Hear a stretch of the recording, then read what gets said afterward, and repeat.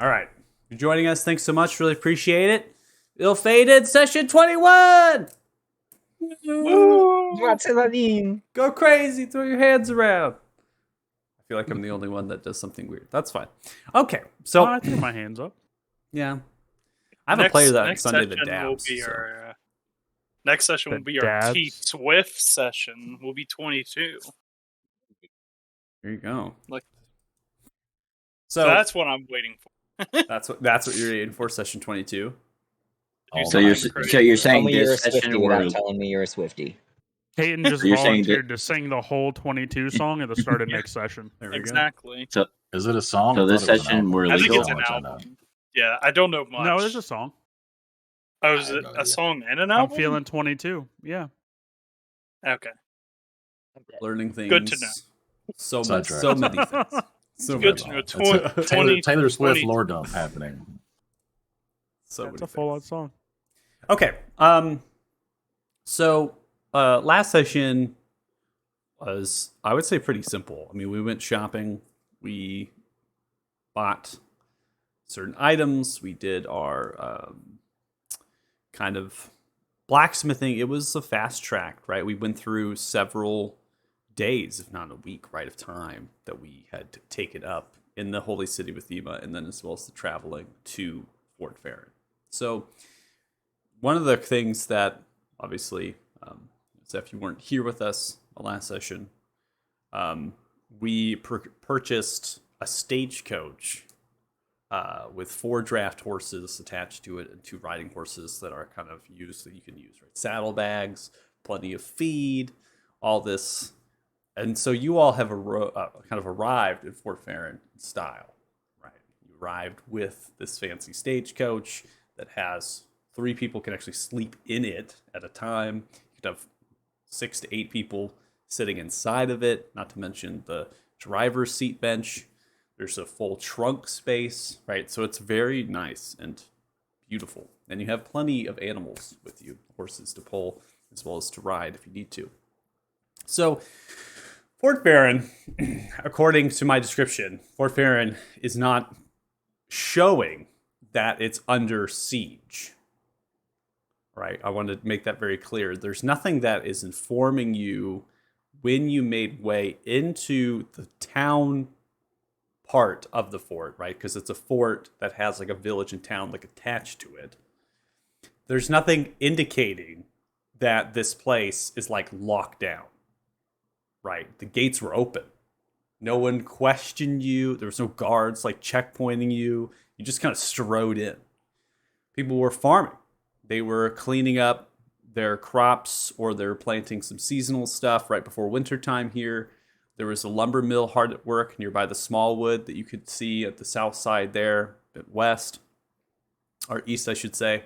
So nothing is informing you that there is any problems, except for the kind of accumulation of guard and soldiers, right? One of which you threw into your stagecoach, giving them a ride, and they described themselves as a conscripted Ismarian farmer, that they were kind of this, hey, here's some coin, here's my son, they'll go fight for you. So no training or experience at all. This person has never picked up a sword ever in their entire life.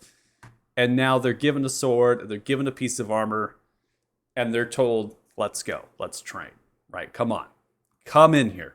So the other type here is Clan Gilgal dwarfs. They are Clan Gilgal soldiers, which goes back to what Lord Thalenfalor had stated, giving that whole forecast of the regions around as well as itself, in that the City of Stone, called Aluda, has a whole democracy, a whole democratic thing where they elect like a dwarven clan to protect us, right? Hey, protect our farmers, protect our out towns, because Ismar is a very nomadic region.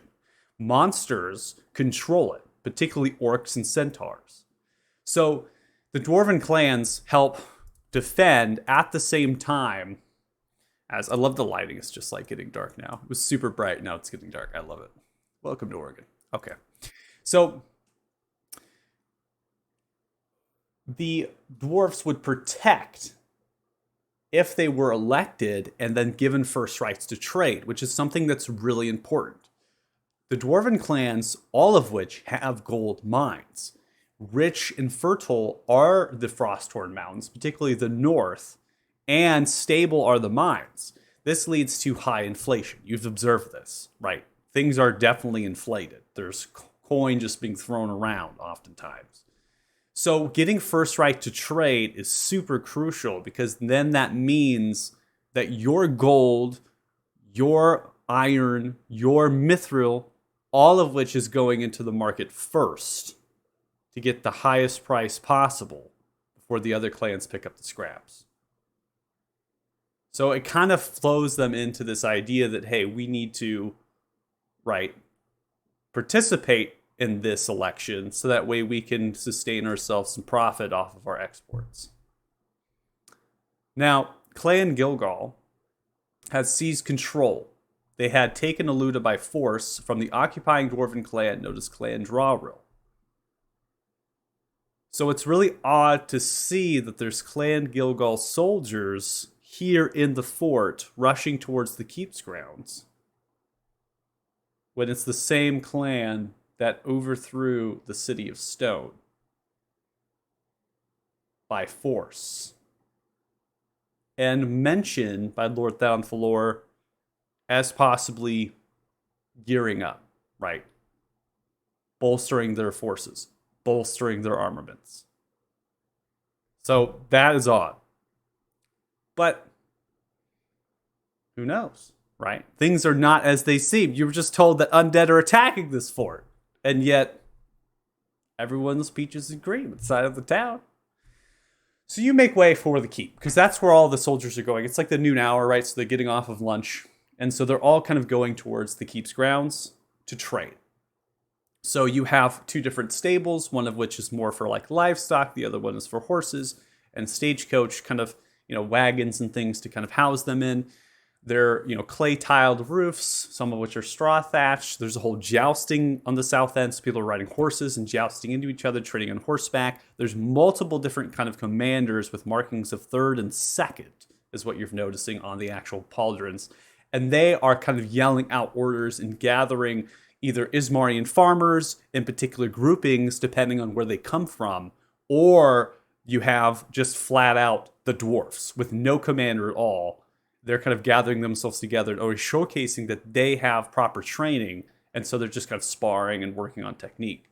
That's happening on the north side. Then the jousting and all of the horse training and combat is happening on the south side. The keep's grounds here are quite large. So it's not like it's a small thing. The keep itself is pretty small in comparison to the keep that you came from, Falora Keep, right, in Othemos, this massive structure. This is just like solid stone, kind of this squared off structure with no real windows except for the second and third floors. So that's kind of painting you a picture of what is happening. Now, one of the things I'll remind you all is that the walls on the east side of the fort have been bolstered. They've been brought up, better looking towers. They're working on the stairs, so there's masonry work. There's kind of large kind of cranes that have been constructed, and they're kind of repairing the walls, upgrading the walls. But the walls on the north, south, and on west sides of the fort here in the keep are not the same as what you're observing on this map. So they're in the process of upgrading the walls. So that, as well as the training of soldiers, tells you that something's happening here now.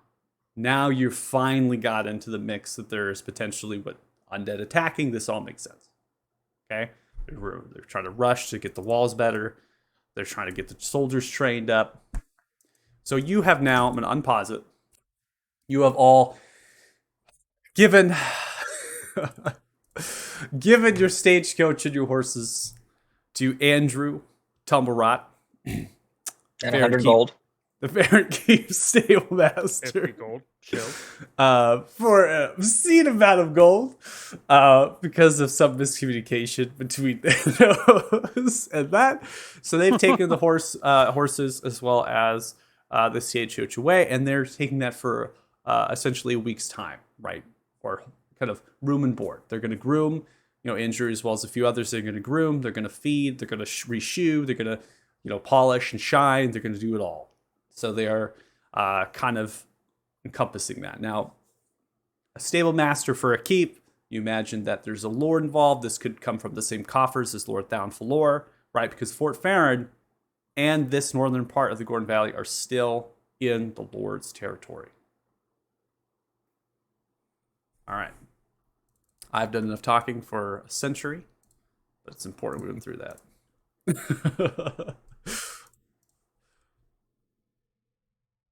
Good thing we like your voice. I have been told I have like a podcasting voice. So Your many voices. My many voices, yeah. You're also really good at telling stories, like whether it's D&D story or just like in real life. You have a good ability to like flare it up when it needs to be flared up and all that stuff. There's actually a reason for that, but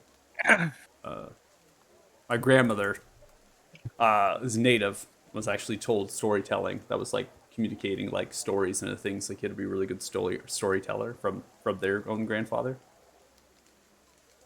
So my grandmother would tell these crazy stories and just super extravagant, flamboyant stories and stuff, but it's a good way to help you remember them. So, well, I've got some sound effects for you here. Before we do anything, I'm gonna cast Mage Armor on myself just to have it for the day. Okay. Preemptive Mage Armor. Yeah, He's prepared. it lasts 8 hours. I love it. I love it. I get son. Cool. Okay, so you put on some Mage Armor for yourself? Yep. I'm going to also put on the Ring of Invisibility and go invisible because I'm not sure how Thanos is going to be received in here. So, okay. Are we sieging the fort? You see, Baron changing over themselves. Thanos goes invisible. Are we taking this place out? Thanos, there is always more gold to be made. He doesn't need to die. I look at those two, I look at Maldor, and I just go, maybe? I mean, we are in the heart. If we were going to take it, this would be the way. Contact the dragon, see how much they'll pay. No. No, this lasts a long time, so I figured I'd do it preemptively. That's fine. Reminds me of the Joey Diaz quote where he's like, they can't even win a war. If you put me in a country, give me 3 bad motherfuckers, I'll bring the thing down. I'll have that shit packed up in a week. 3 bad motherfuckers. All right. So should we check in with the captain? Was it? The commander, the captain. Mm-hmm. All right, Tegan, you're up. You like talking to people. You're one to talk. All right, where are we going? Okay, so the keep itself, I give a description of the height of that. Or stonework and all that. I'm just going to give a description of the height of the keep, so you're kind of aware of how tall this structure is. So there's about three floors to this. You imagine the first floor itself, roughly 17 to 20 feet, and then the additional flooring maybe 10 to 15 feet. And then the stone walling is very thick, the stone slabs, right? So the windows are really just tiny little arrow slits. You imagine it would be in like a castle or something, right? There's no pans or anything on the windows. That suggests that there's not really a need to have kind of a glazed window or barrier away from wind or rain, because the sides of them are small, and who knows, snow level might not get down here, right? You're in the beautiful temperate forest region now. It's nice and warm, at least warmer than the Frosthorn. And the rain's falling down as usual, but it's lessened up. Now in front of you is almost like a protrusion from the first floor, and it has like a semi-arched kind of a dome ceiling to it, almost like a tunnel that's extending outwards. There are 2 soldiers or guard here. They wear, as I stated before, there's no real surcoat or tabard that they're wearing. They're just all wearing relative towards like green and black with like checkerding and different materials of cloth or wool, right? And leathers. So they don't have anything that really marks them specifically, more of in a general sense. The soldiers as well, given, right, this is just artwork that's used for them, but they wear chainmail that's crudely made. They do have kind of a pottish, almost like a foot soldier helmet, which is true to the token. They have heavy crossbows that dangle, so they have them kind of strapped to their backs and they dangle down with bolts to the side. And then they have on the other side just a simple battle axe. A few of them do have shields, and those shields are kind of strapped to the back. So they're armed. They definitely have equipment, ranged and melee. As you approach, one of them kind of turns. This one's a human with brownish eyes and a slight stubble to the face. Not weathered particularly in features, so they're showcasing maybe middle-aged. And then the other one is a dwarf who has kind of a wiry auburn beard, fair complexion with orangish red eyes, and is currently half asleep with a pipe dangling down from their mouth as they're sitting. The human looks and turns. How can I help you? Greetings.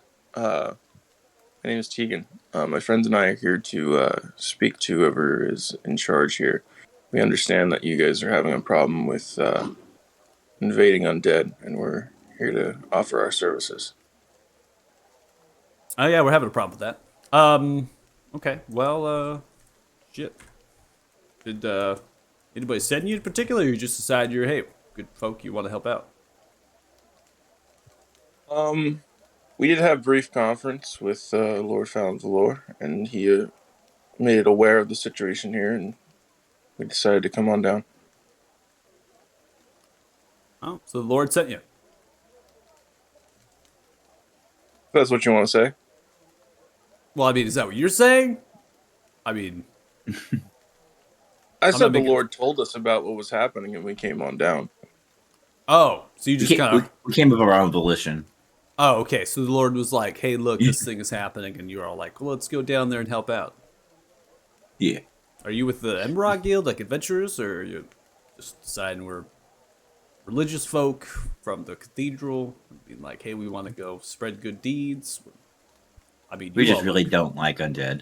whole hodgepodge of people. I'm failing to see how these details would not let you let us in. No, I'm gonna let you in. I'm just trying to figure it out. I mean, you all seem like a really... This is for my own curiosity. Bangs on the door. Hey, Steven! Yeah, what's up? Got some folks. Why don't you let them in? All right. Hear the door. Unbolt, unlocked. Swinging into an interior space with arrow slits on north and south. Nobody inside of those arrow slits into the interior wall spacings. Hey, Quip! Open up! All right, yeah, no problem. Another door opens up. Love the voices. First human turns. Go ahead and go all the way in. Commander Remar Luna is sitting down with Priest Dumbly Goldbelly, having some lunch. Some interesting security you got. The doors We always seem to be interrupting Shut. people when they're eating. and then lock behind. So they're just kind of shut double-wooden doors with metal reinforcements, and they just have these wooden beams, right, to kind of throw them down and bar. There's no real lock to them, just a wooden beam to bar. All right. So I'm going to stop the crowd noises, the rain noises, because it's definitely not happening in here.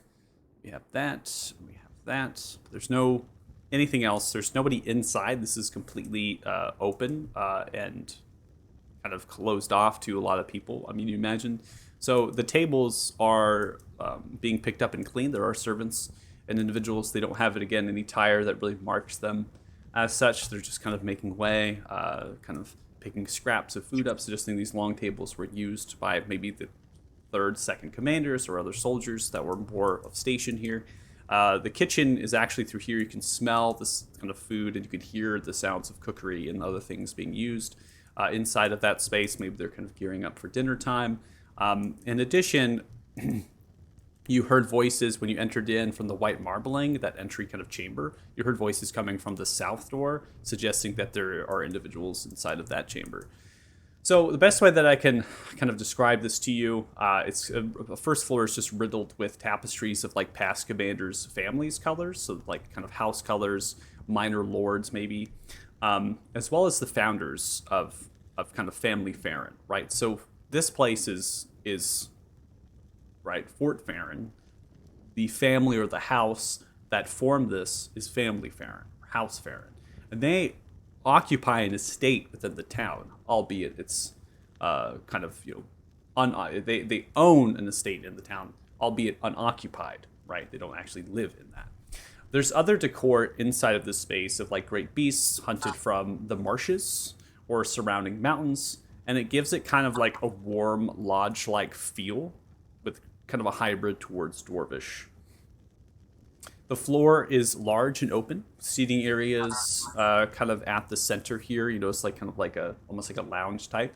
And then you have banquet tables north and south, the kitchen space in the southwest, and then the chambers that are kind of in these semi-arched double doors with metal reinforcements, which is also familiar to the doors that you pass through with the wrought iron handles. They go into like stashes of armories and other, maybe a staircase like this towards treasury, right? So there's these kind of auxiliary chambers, and they are for storage or for stairs to kind of go down. Now, the main staircase is at your backsides. It goes up to a landing roughly about 10 feet and then disappears into the wooden beamed and stone reinforced ceiling height of this space. So there's kind of a wooden landing, rounds up, and then goes into the second floor. You don't hear in particular any voices from up there, but you can hear the sounds of fireplaces roaring from up there, cracking of wood. So could be that there is bunks, housing, other rooms, things of that nature. So a large round table exists up high from the main floor, right, that you've made way. This is about 3 to 4 feet. It's just a little bit of a separation of space. The round table is set with chairs, fireplace, and shelves at the backside with books. There's one individual, it's a weathered and old human male. It's kind of a graying and black full beard. The slightly gray and black with a wave and a proper comb to it is the hair, so it has very much like that old man, I don't comb my hair ever type vibe. There's blue eyes and a long face. It wears a piece of this masterwork plate armor. Has a battle axe and a shield, which currently are unsheathed, just hitting onto the side. In fact, they're in the chair currently next to them. Under the armor, brown leather vest, matching bracers, white cloth blouse, and brown leather pants, belt, and boots. Very much commoner's clothing. They don't have any clothing on them that would suggest they're of nobility or noble birth. The other individual that sits next to them, who's shoveling their face with some cheese, it's kind of a cheese, fruit, and bread platter, and they're kind of just shoveling it in. Both of which have their own clay and steel mugs that they are kind of working off of. This is a mountain dwarf with kind of this thick black beard braided into a single braid that goes down to the waist. Head is shaved on the sides, and a single braid is placed into a bun upon the head. Fair complexion and well-aged, this dwarf. Blackish brown eyes, notably thick and stubby hands, wears a blue and white priest robe with Pelor's symbol across the left chest. The hood bounces on the back as they're shoveling food, and they are known to wear armor underneath the robes and have a hammer and shield when necessary, but they don't currently have any armor or weapons on them. They're just shoveling the ale back, stilling over the beard, and you all approach. Commander immediately stands up, which is the human. Howdy. How can I help you, fine folk? Hello, my name's Tegan. My friends and I understand the current situation you guys are dealing with from word of Lord Valor, and we came down to offer our services. Ah, I see. All right, well, why don't you all take a seat? Fixing to get some food or drink? That'd be mighty kind of you. All right, well, so looks like you're picking up a little bit of anger there. All right. And Maury, we got some visitors here. Why don't you get us some ale and some food, all right? Nothing for me, though. I'm good. Your voice coming from the kitchen, just saying, sure thing. Commander sits down. How's the Lord down below these days?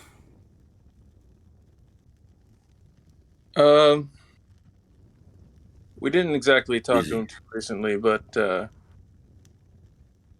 there's some things going on in Elthema that have required his immediate attention, so. Oh, I mean, yeah. The Lord of the region. So makes sense. I'm more saying you said there was things happening down here. You heard from a little down below. I was just asking about his well-being is all. He's healthy? Eating well? He seemed As far as fine. we know. We weren't super close, but when we talked to him, he seemed. I think they were getting ready to go on a military campaign, so he was very busy.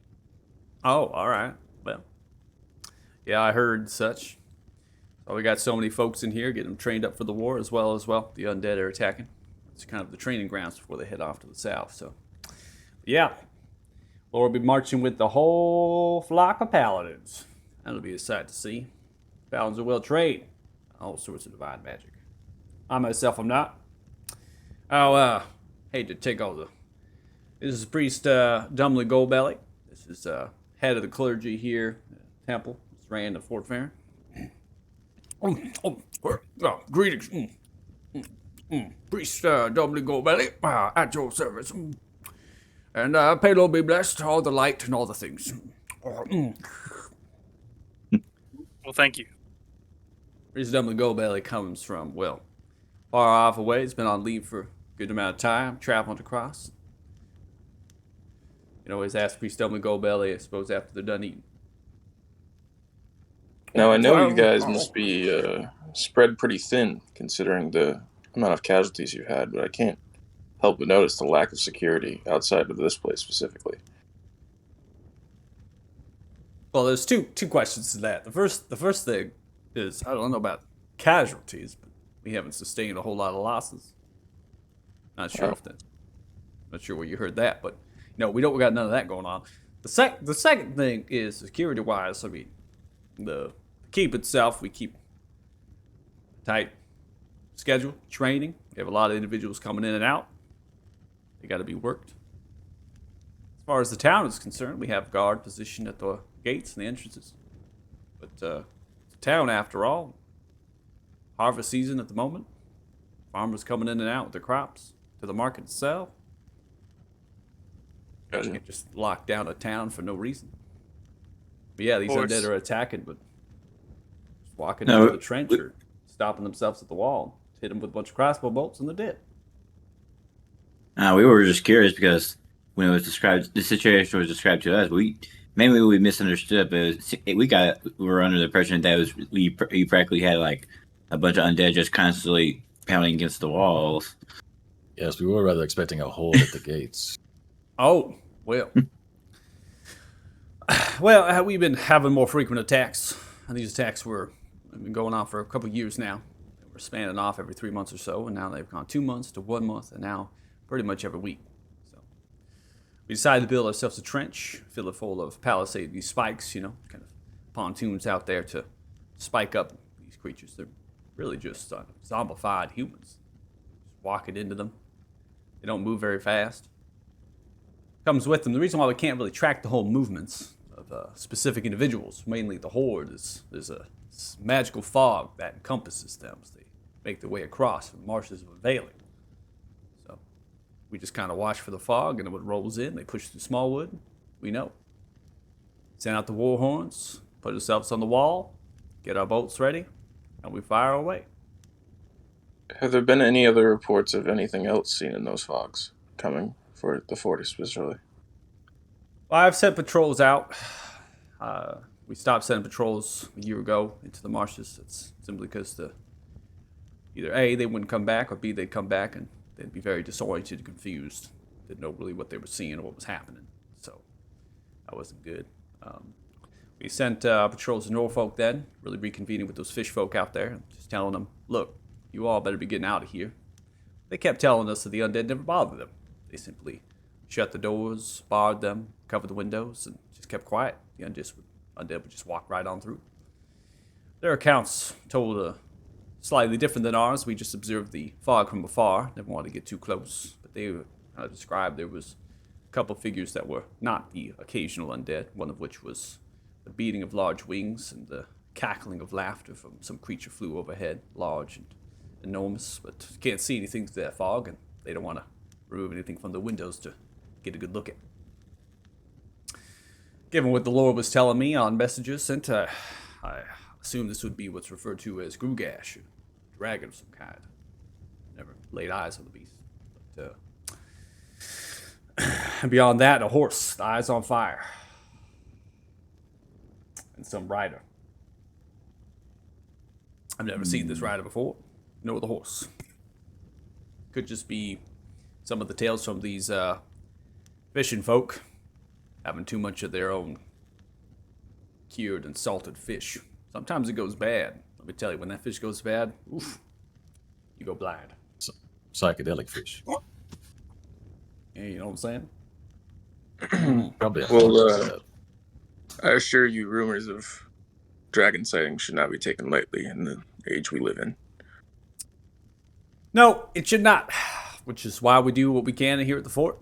Pushing back the undead, keeping the town folk safe, and maintain the crossroads. But you don't see me going after a dragon. Yes, it would not be wise. Not an idiot. Well, that is partly why we're here, I suppose. While we do have, at least most of us, a general disdain for the undead, we have a particular disdain, all of us, for dragons. All right, then. Dragon slaying folk, then. Something One for one so far. Well, you dragon slaying folk, I mean, more than welcome to press into the marshes and kill this Grugash. That's where Grugash lives, I imagine so.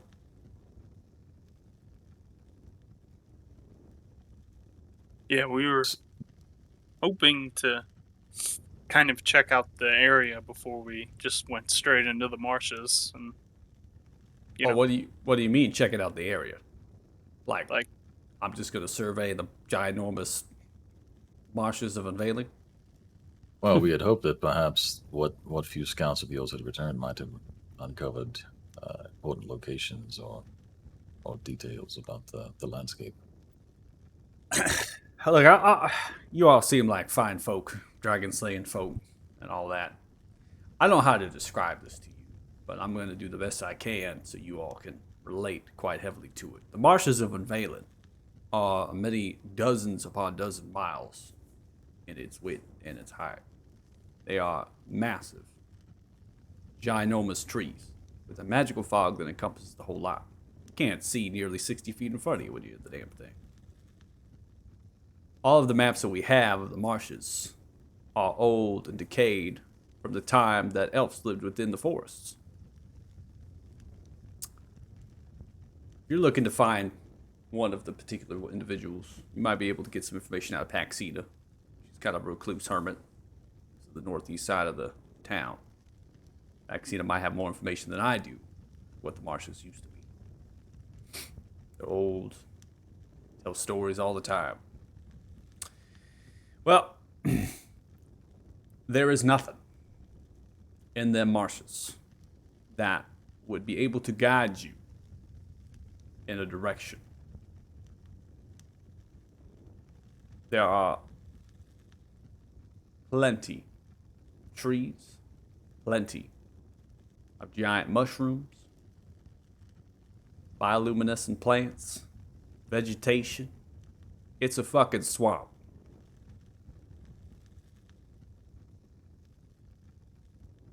Fixing the landmarks out of that, I don't know. Plenty of tributaries feed into the Fair River. Fair River goes right on through it. I can't tell you anything more than that. Like I said, patrols came back with literal no information. Understood. Needle in a zombie stack it is then. You know, I have this striking kind of notion within my mind a little bit that there's some sort of invisible creature here that might know more information about these marshes than I do. And the fact of the matter that you all sit here at this table acting like you don't is a little bit weird to me. That's all right. We'll move on from that. No reason to get fixated on that idea. Priest Dumbly Goldbelly, do you have anything to add to this conversation? The marshes of a valley are one of the most unholiest places that I have ever witnessed. I have traveled all across all of the continent of Arthuria. I've seen many different sights and sounds, and I must tell you, those marshes, they are riddled with evil. That magical fog can only be given by one thing and one thing only. It must be the Shadowfell. It must be.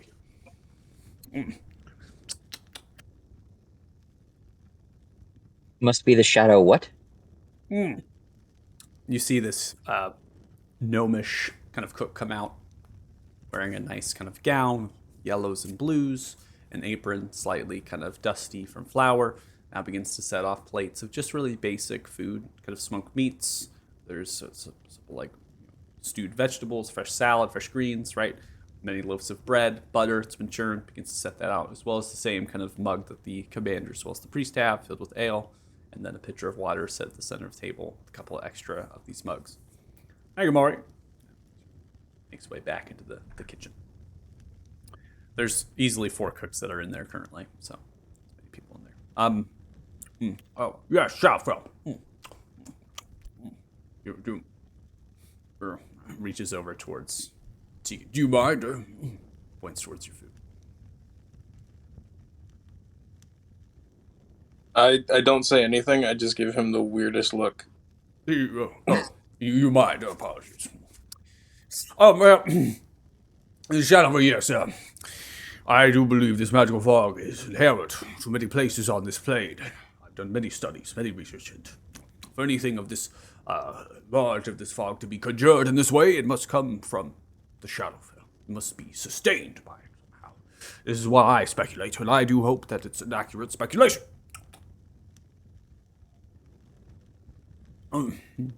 Now, you might be thinking, how is this possible? Well, it goes back into history.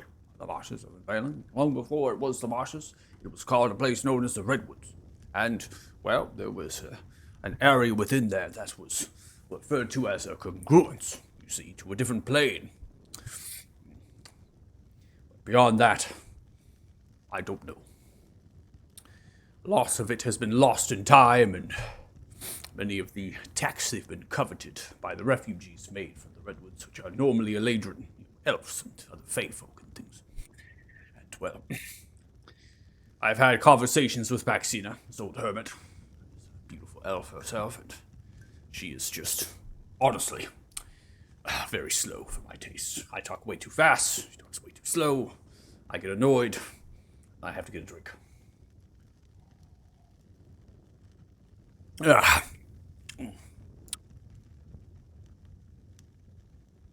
So I'm going to take off my ring and sit down at the table, kind of hearing that they know absolutely nothing, really.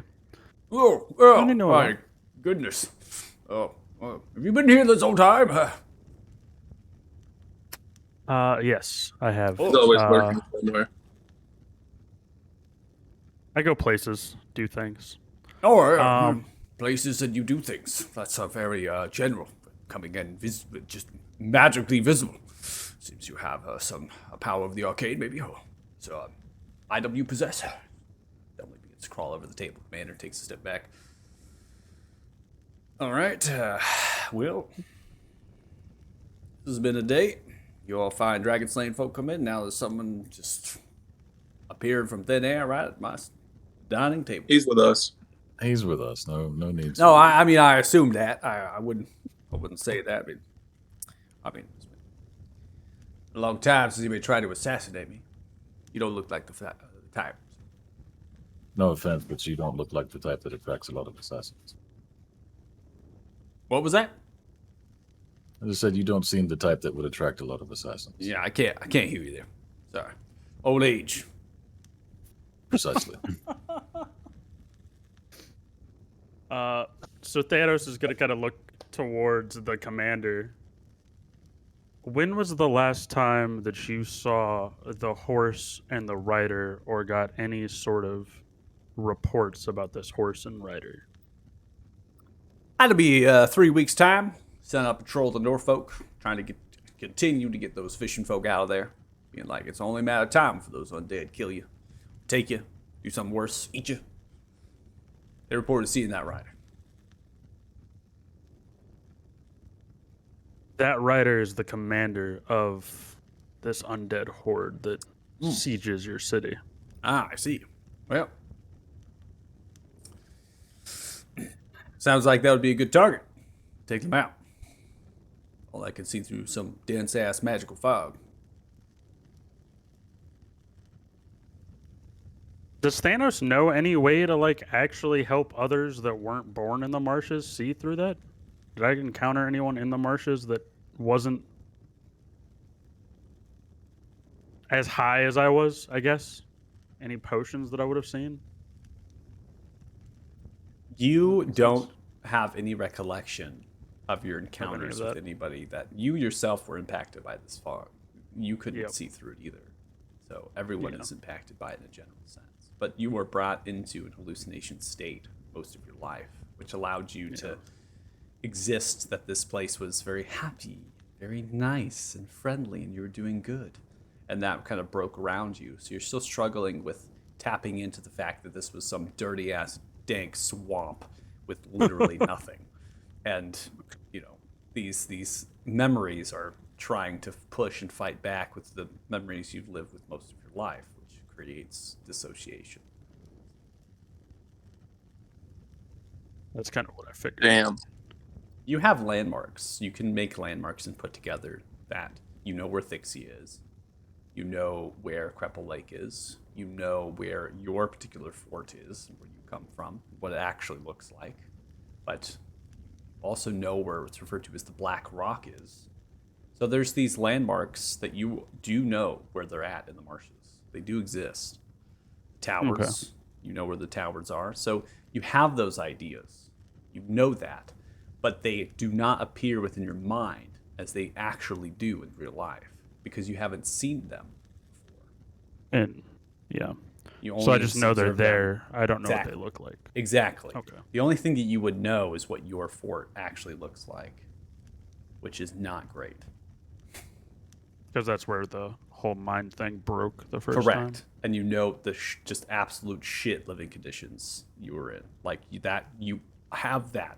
But that again, that's where that dissociation comes through. And then the environment around you, which is the marshes. But you didn't spend time going to other places. You went, I just got left. out. Yep. Yep. If you hear any more reports about this writer, please let us know. As you said, that would make a great target. Oh, all right. Well, I'll be doing that. Week's time, we're going to send out another patrol out to Norfolk if we can, get those people out, as I said before. But try to do our best. In the Well, if meantime, that was the last place that he was spotted, that might be a decent area to start.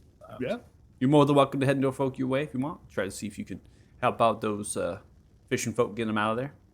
Greatly appreciated. When is your patrol leaving? A week's time from this day here. So about the 22nd. Okay. I can try to move up that schedule to 3 days if you'd like. But if you want to leave earlier. We just got here, though. Oh, sights and sounds. You checked out the farmer's market yet? Got Yeah, pumpkins, the cabbages are lovely. spaghetti squash, acorn squash. All sorts of squashes. Sounds like a place the creator of light over here would like to go. Creator of light. Referring to me. Who else I would just he give you a refer nod. to? Okay. Yeah, I can do some magic, so I guess that's why he called me that. I could do some magic. All right, well, creator of light. Wonderful.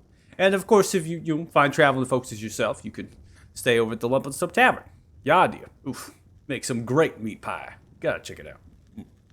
Throws like 4 Sound- different game animals in there, some beautiful gravy, a nice crust. And y'all do some Sounds carrot. delicious. You'll enjoy it.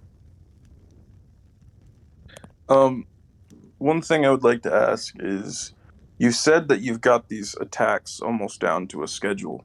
According to your timeline, when would the next attack be? Well, I mean, we get them down to a schedule. It's pretty rough estimate. As I was saying, they're attacking every week, but that could happen in a week and a half. That could happen in 2 weeks. We just kind of give it off when we see the fog and how quickly they begin to move. Currently, we have observers in the Smallwood, scouts. They have observed that the fog itself is starting to roll in. Give it the time frame of how these creatures move, maybe in a day or two, we'll be seeing them. We'd love to help. Of course. Now, if you're willing to get to Norfolk and push through, gotta remind you, they take up the entire space. All the homesteads and farm crops out there, they've been moved. We've actually relocated them, put them on the east side, working on some of the farm fields out there. They're not too happy leaving their own homes, but it's for their best. There's not much space out there to navigate around this horde, just to inform you. So you might be clinging to the river, using the riverbank, or perhaps getting a canoe. You know, Andrew Tumblerot's cousin owns a lot of the fishing enterprise on the south side of the fort. Might be able to get a canoe or a boat from them, get down the river. We'll talk to him again, Thanos. He might put in a good word. I think it might be smart for us to assist in the assault defense, and then maybe once the forces are brought back, we could head out to this village. Well, it sounds like their entire defense strategy is just standing on the wall and throwing rocks at them, and that is not necessarily our... Some of us are good at that, I suppose. Well, I just don't want to face an entire undead horde with just the 6 of us. Do I think we could hold our own? Absolutely, but it's just not the best course of action, in my opinion. Yeah, to me, standing on the wall and chucking spells sounds better than going into there. Listen, if you and Lucar want to be on the ground and start chopping heads off, I'm not going to tell you not to. We could just take horses. Yeah, Most I was of going to them say, are not very fast. Yeah, they are capable of defending against the hordes, clearly, and our target is more specific. I mean, we could stay, but I don't think they need us, is my point. I mean, we are competent in what we've been facing, so we should be all right. You all are dragon-slaying folk. It seems to be rather beneath you to fight off hordes of undead that just run themselves into a spike trench and into a wall they can't get over. Along with the increase of frequency, have you noticed an increase in the number of sheer enemies that have come from these assaults? No, I mean, it's difficult to tell. They range in the hundreds to thousands, depending on where they're attacking. They usually form themselves up in the Smallwood and then just start walking out of it towards the wall and the west side of the keep grounds. We don't seem to have them coming from the north or south besides stranglers that might wrap themselves around. Now, they do pile up, right? So they'll pile up on each other. Well, that's about it. Nothing much else. I can't. No, the describe to attacks you have never more or less. gotten more ferocious as it's gone on or anything. No, nothing like that. No, just the same common humanoid zombified creatures that just walk on out of the fog.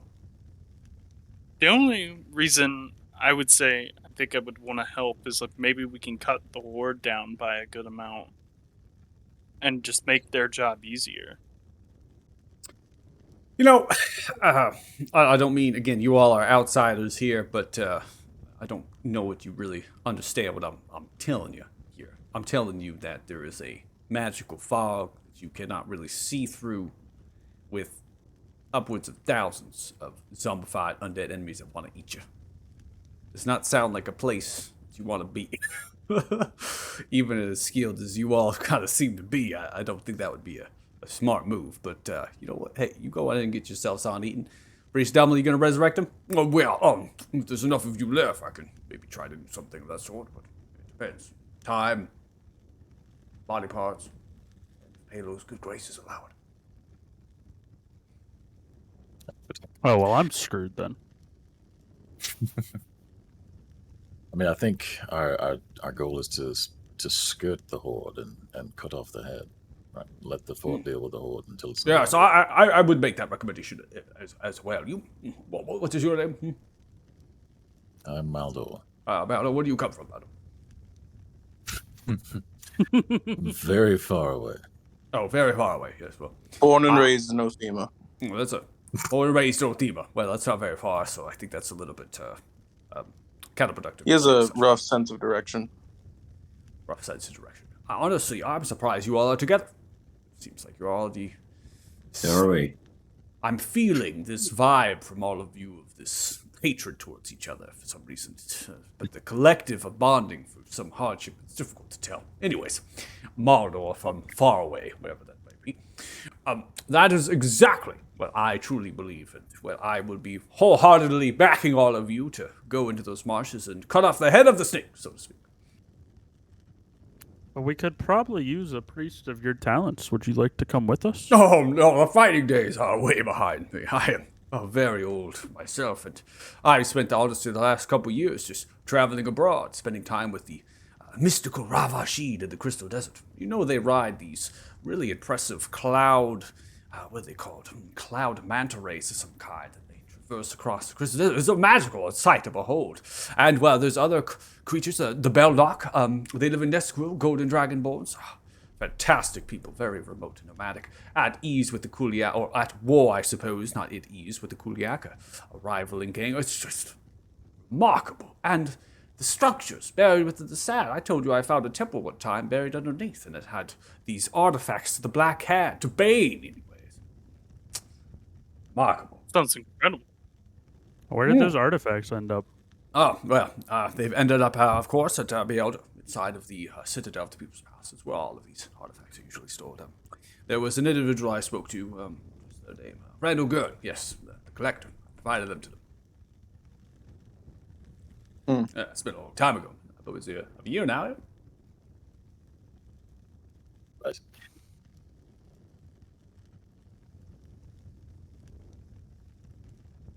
Well, you mentioned the Belknap were at war with someone. Who was that?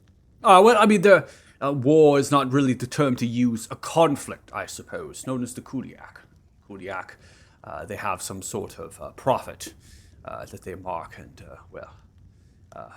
anyways, the Kuliak are not kind to the Belknap's ways of hunting. The Belknap use their hunting as it's a very spiritual and traditious connection, as well as the fishing of these kind of crustaceans within the acidic and vile lake of Chris. Now, the Kuliak will actually go off and kill the Belknap hunting parties and will strip them for their golden scales. Very atrocious thing, almost as if they're cutting off their skin. But apparently the golden scales of these creatures, these golden dragonborn, are very priceless to the Kuliak and whatever sadistic rituals they have. I was not allowed entrance into Fort Kalima, which is where Kuliak are occupied, and for good reason anyways. I don't think they would want the likes of me in there judging about their business, and I'd most likely have my head completely cut off from even getting with anywhere close to the fort. Besides hating these dragonborns, what are the ideals of this prophet? Well, as far as the prophets, I revere the name the Kuliak will use, considering the Reskar Oasis. I've counted a few of the Belknap, as well as the Ravashid, and some of the people within the Reskar Oasis. Kind of a meeting ground for many different people and cultures. They refer to this prophet known as the Fair Reed.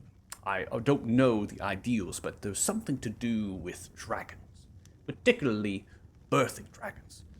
Don't know what that has to do with collecting golden dragon scales or existing within the Crystal Desert, within occupying the once mine and now Fort Kalima. I honestly, truly don't know.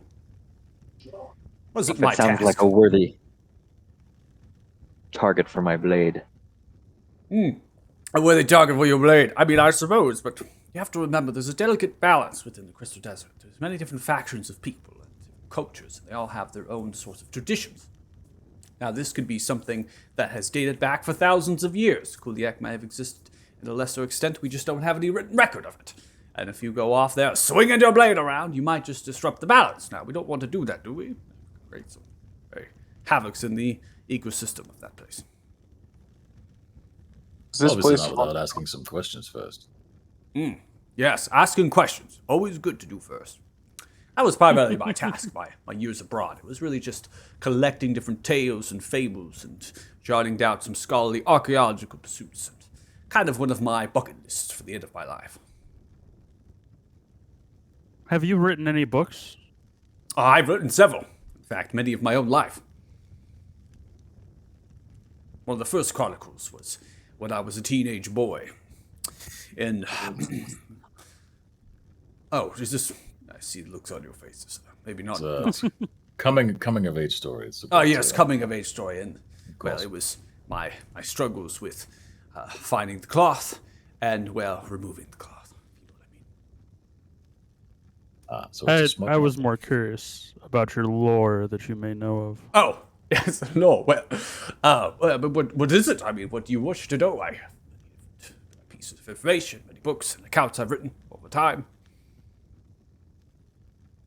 It seems that we are destined to travel this continent, so the more we know, the less questions we have to ask when we get there. I don't deal in general sense, sir. I feel like you all are very general people, but I'm a very specific scholar, so if there's any questions you wish to ask me, and I would gladly answer, but I'm not going to Anything specifically- occupy all of your time in ranting for nearly 2 days worth of time. I mean, plenty of food, I'm sure, in the keep, and the right, Commander, but I don't want to do that. Not to all of you, I'm sure you're dragon slayers and the folk adventuring. I could talk for hours. Anything you have on that temple you discovered and the prophet you speak of would be much appreciated in our endeavors. Well, okay, well, so we'll start with the temple. So the Black Hat, anyways. No, are you familiar with the Black Hat? Yes. Yes. Well, Ultimately, so during the Crusades, right, numerous amounts of these temples were destroyed, buried. Of course, they existed prior to the event known as the Battle of the Twin Winged Fires, which was a great battle that was between Askuk and Barrick-Thun. That's what separated the Ular into 2 regions, and once one became the Crystal Desert. Anyways, so these temples, dedicated once for the Black Hand to Bane, they were buried, many of them underneath large plumes of sand and rock and stone, sunken within the earth of this terrifying battle between 2 ginormous dragons. So, I went with the Ravashid, which use some of these temples as safe havens, essentially shelters for themselves, the harsh reality of the monsters and the conditions of the Crystal Desert, which I was allowed entry into one of them. I was allowed to look upon some of the rotten and decayed texts and the artifacts underneath, which primarily existed a couple black gauntlets that had symbols of Bane to them, and they had some decrepit magic to them. There was books, grimoires, onto ritualistic rites of kind of sacrificing and limbs and other sorts of fingers and toes and things. Well, anyways, this temple, I don't truly know and remember its location. The Crystal Desert is far outreaching, so I was blindfolded when I went to Reskar Oasis. I just simply walked outwards, and I was blindfolded by the Ravashid, and they took me there. And then they took me back, of course. I don't know this location. The Ravashid are very secretive and private people. They will not tell you where they go, nor what they do. In fact, many of the Ravashid still live inside of the Oasis. They live inside of the community, but they do not note themselves as such. And then when they come of age, they will actually be taken for rites and for training. And they will disappear, never to be seen for again. And when probed, the mother, father, parents of these children, they will simply say they did not exist. They just never were there. It's very interesting. Anyways, now that's the temple. The fairy, yes, the prophet. Well, birthing of dragons, I honestly think it's utter nonsense. Most likely groups of different people within the Crystal Desert, different Dragonborn, maybe Belnock themselves who decided not to be Belnock, could be other kinds of Dragonborn that existed prior to when the Ular was Ular. Well, the Farim, though, as far as the stories account, the fables, is that the Farim is very powerful, has gifts over the arcane, controlling of high level of magic. I would most likely be fearful of this. Someone that has that talent when the Crystal Desert is rather unmatched. There's not any sort of arcane schools within the desert or the kind of places that you can get that kind of protection. Learn that protection against the arcane. Does that answer your question there? I mean, if that's all you got, we appreciate you sharing the information. Of course. Welcome. How long has it been since you've been to the Crystal Desert? I want to say it's been roughly over a year, so a year and a couple months after I collected the artifacts for the temple, which Ravashid were gracious enough, as I described, these things could truly do you harm. I, in Palor's good graces of holy light, I cannot leave them here to do you harm, and persuaded them as such. I took them, and I took them directly to Beoda. And from there I met and, well, ran to Gurn and stashed away. Then I went abroad again, traveling through. First I went to Ismar, and then to Thrina, and then, well, went to the Silendar jungle. Tell you that was no good. Not a good place. Perhaps we should tell him about his friend. What does that mean? Temple of Varus. Yes, unfortunately, Randall Gurn was attacked by a member of the Black Hand and killed. Oh my good gracious. Paylor's light be damned. Are you serious? Yes, May their soul We and were- spirit be put to rest by 1,000 against the Mother Celestial.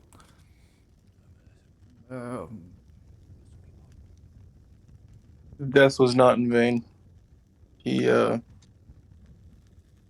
helped secure a very dangerous item that was neutralized because of his sacrifice. Well, I'm glad that the death was not in vain. To the task, Randall Gurn was a fine fellow. I didn't truly know them personally, but any soul that was lost to the Black Hand is a soul that is. Well, anyways, I must be going, if you don't mind. I'm finished up with my meal here, and I have to get back to the temple. There's no more questions? No, thank you for your All time. right, well, Commander, it's a pleasure. Thank you for the food. Or grabs a loaf of bread, a wheel of cheese, and begins to run out.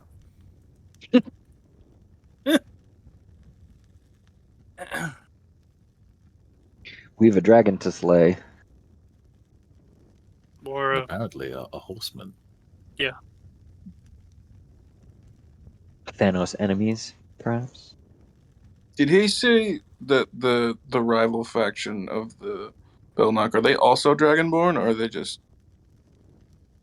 Did he say anything about that? He didn't specify, I don't think. So He the said way not that a lot was known. yeah, so not a lot is you're talking about the Kuliak. So not a lot is Yeah. known about the Kuliak. Remember, you talk about this region as being far spacing. They don't actually have towns or cities in this regard. What's noted on the map is essentially community that has formed.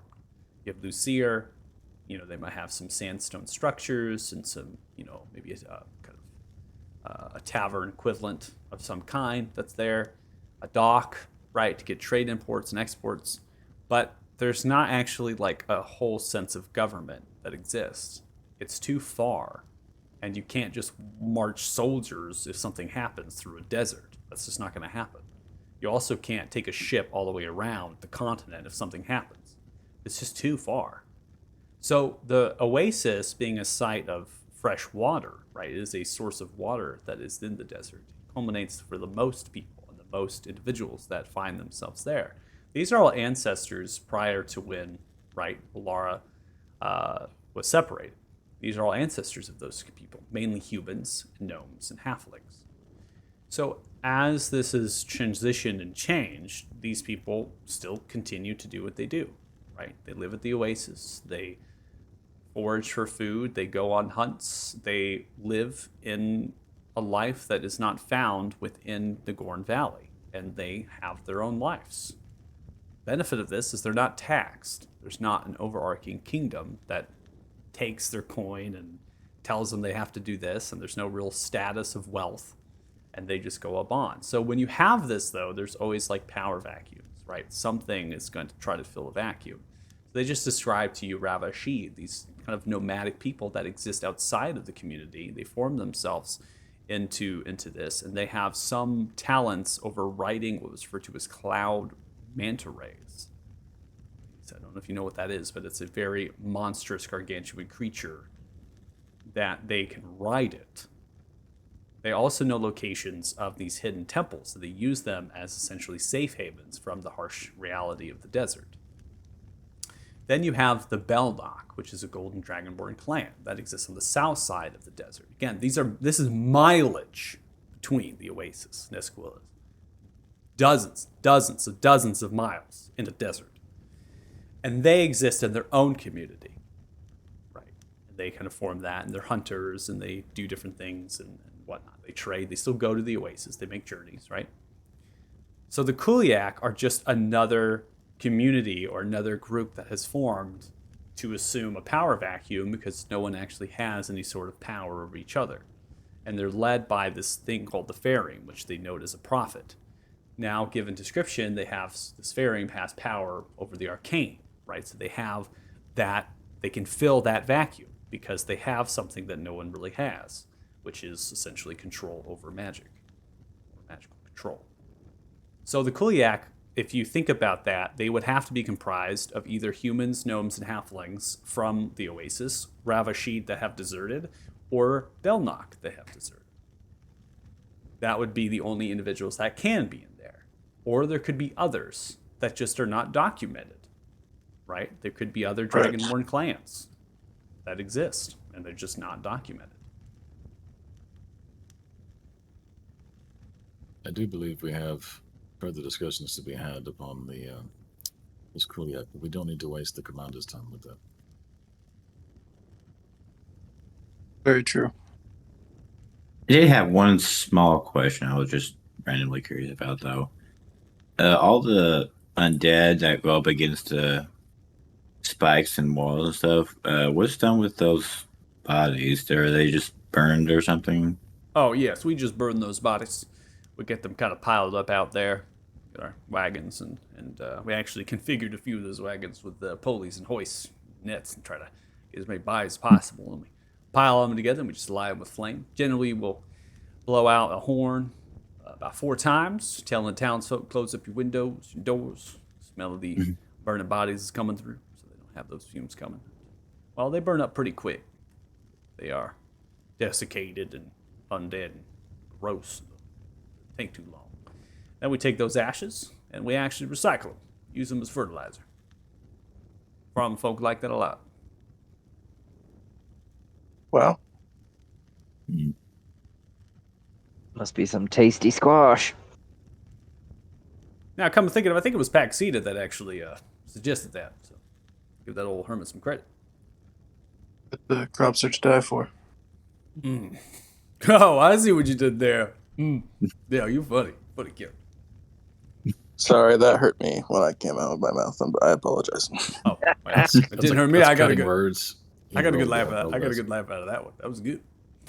All right. Well, you all had I got to get out to the grounds. I got to run through the ropes. I got numerous different lesser commanders here at this fort that I've employed, also instilled by the Lord down for lore. So I got to make sure that these farmers are up to speed, ready to go. Some of which actually are shipping out here at the 2 weeks time. So I got to make sure they're ready to go. So you have all any questions for me at all? You good? So your conscripts, they are to be sent south to the war, not to defend against the undead. Well, it's a little bit complicated. Let me hash it out for you. It seemed like you're a little bit intelligent when it comes to warfaring, combat and all of that, mechanics and things. A lot of the soldiers stationed in Othema at Fort Frostbeard, they have already been sent long ago. Their forces have been replenished by the lot of ours. Our job here is to actually train individuals. So we have recruits that come far off. We send our messengers to the homesteads. You have an individual you want to employ, we'll give you some coin, right? That kind of deal. They come to us, we train them, then we send them to Fort Frostbeard for advanced training. That's the normal status quo. But now with the war happening, they send those from Fort Frostbeard down to the far south to fight. They've been gone for a long time. So it's our duty here to actually train the soldiers completely and then to send them.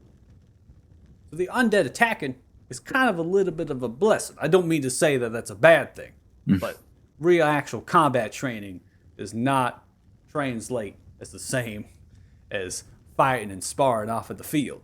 You know what I'm saying? So it actually is a little bit helpful. So we actually will take conscripts from the farms, primarily in the northern Gordon Valley or the southern Gordon Valley. We'll train them up here. Now it's these Marian farmers because we're running low on individuals. And we'll train them to completion. Then we'll ship them out. And the commanders that train with the regiments, they'll actually be sent out with them. notably as third commanders. The Talthars have a very kind of simplistic militaristic regime in the way that they rank their officers. Third, second, and first. And then lower to that you have sergeants, and those kind of deal with smaller groups. Does this all make sense to you? Yes, of course. That Mhm. that makes more sense. Our initial impression was that your losses were so great from the undead that you were conscripting people. That this is a much more salient answer. Thank you. Yeah, we're not losing people to the undead. We're losing people because they're going to the far south. They're fighting in the Right. war and then dying. So we get And caskets alive. and other things and bodies up here all the time.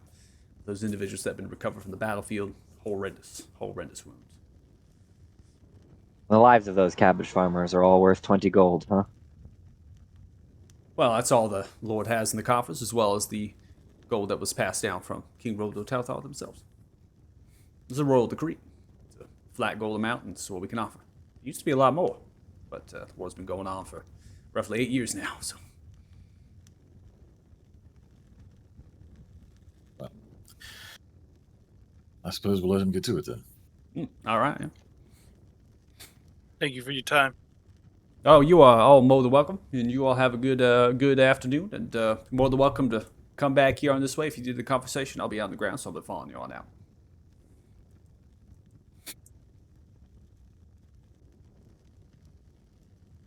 So with that, Commander Remar Luna here is following you on out, then heads in the northern direction as they begin to go into the crowd of people. Said the keep is, quiet, it's peaceful in there, right? And then as you make your way out, the rain has picked back up to heavy, and then you have the crowd communicating the backdrop of that. So you can move your tokens if you like. It's not necessary unless you want your tokens out there. So. I think want to as- get range on. As we're walking, I'll just say, so obviously, judging by what was said, we probably don't need to stay for the assault. Do we want to ride out towards this village to maybe corroborate some of the sightings we've heard, or?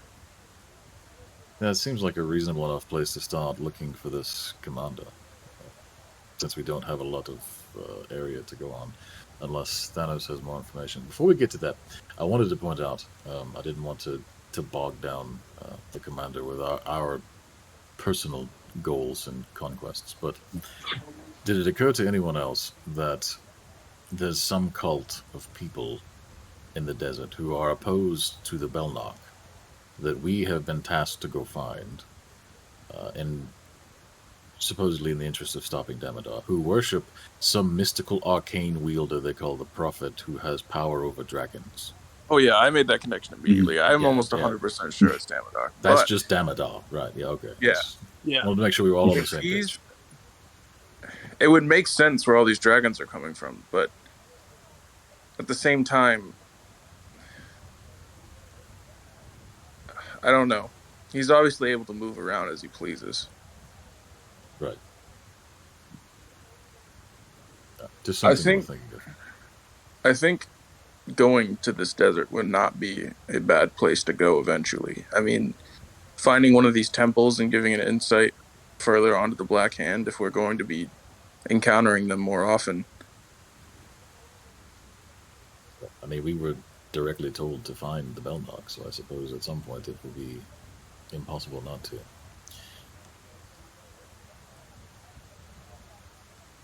But yeah, So something I was a little bit confused about is they don't need our help here. We're trying to find this commander in an area where people get lost all the time. Is that how that works?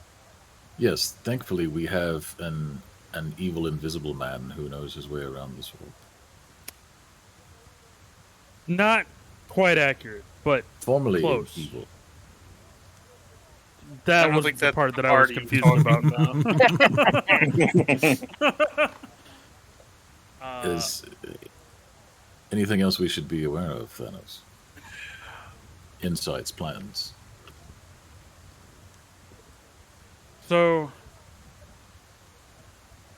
the way that And this is why I've been so quiet this entire trip, is I'm still not sure what's real, what's not. Inside of that mist, things are not going to appear as they are.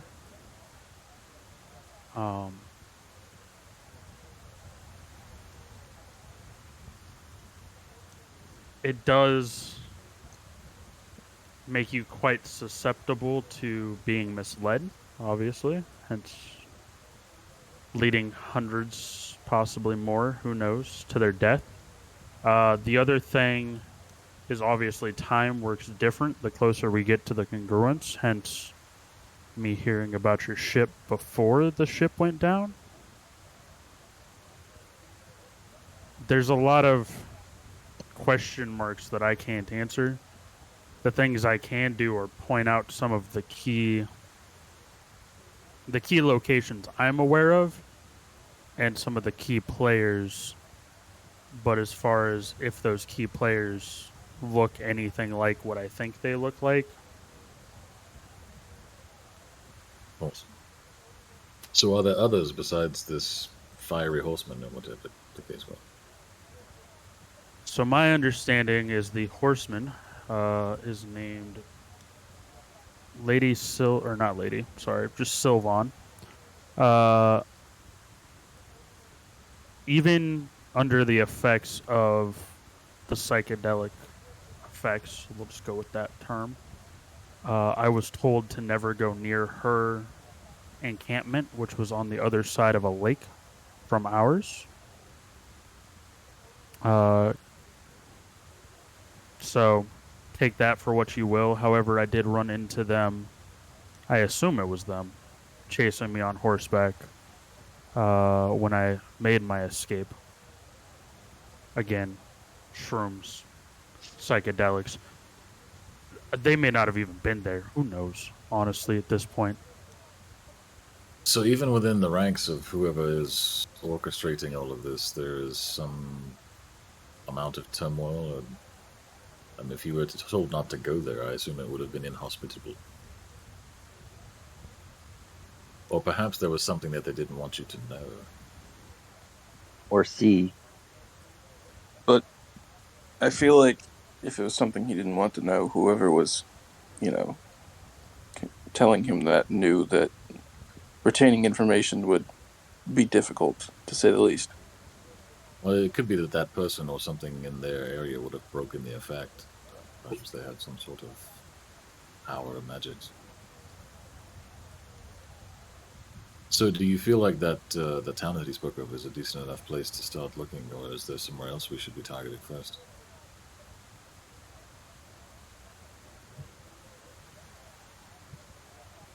To me, it seems like the next logical step, unless you guys know of a way to magically protect yourself against... Shrooms? Yes. Would it be safe to assume that perhaps this fog is some sort of mind-altering magic that perhaps Varys could study? It could, however, Sir eats a lot. The congruence has been warped, obviously, to the Shadowfell, so it could literally just be the atmosphere of the Shadowfell leaking over. Possibly. We do have one party member who does not require breath. I wonder if that could play to our advantage. So Zeph It'd gets make- to go in there yeah. alone. I'm okay with this. This make casting spells difficult though if I'm not actively breathing. Yeah. I should also be able I mean, to. I can cast some spells, but All right. Well, do we leave tonight or maybe in the morning? I see no reason. Is there anything else we needed to do in this town? We might as well get underway. It's not a particularly interesting place. Also, just Go a ahead. general question. So you're from the Shadowfell, sort of. No. So you're from the marshes, but they're entangled in the Shadowfell.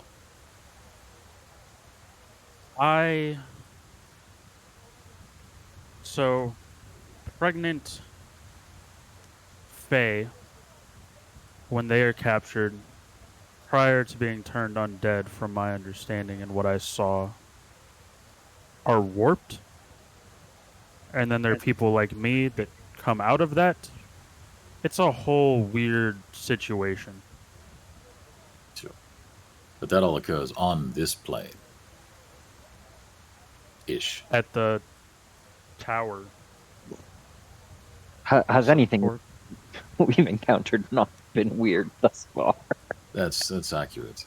The thing I'm trying to understand is, in regards to the marshes, from my perspective, there's two things that stand out that could be going on. Either the perception of this mist is leaking out of the Shadowfell to create this haze that everyone seems to fall under, or traveling through this mist is forcing people in it to be in a sort of state where they're shifting planes, and that's what fucks them up so bad.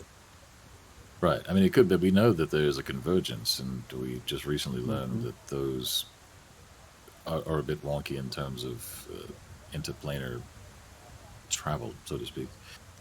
Because we know it there's could very well be that just being exposed to multiple planes. That could at least account for the time difference. I myself have seen that. And we know that there's planes, but there's these portals between realms, because, Maldor, you were fucking dropkick through one, right? Yes. Well, I was drop kicked through the front door. These are more like the back doors that aren't supposed to exist.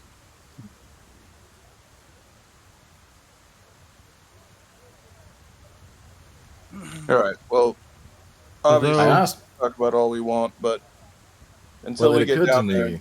what's going on? Yeah, no, we definitely need to go. But it occurred to me, the reason I asked, so we've come to believe that this congruence is somehow connected to the Shadowfell, and it is spilling over into this plane here. And there is an army of the undead.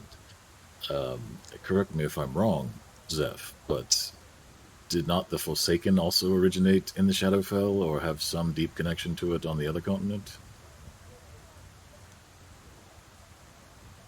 You're muted.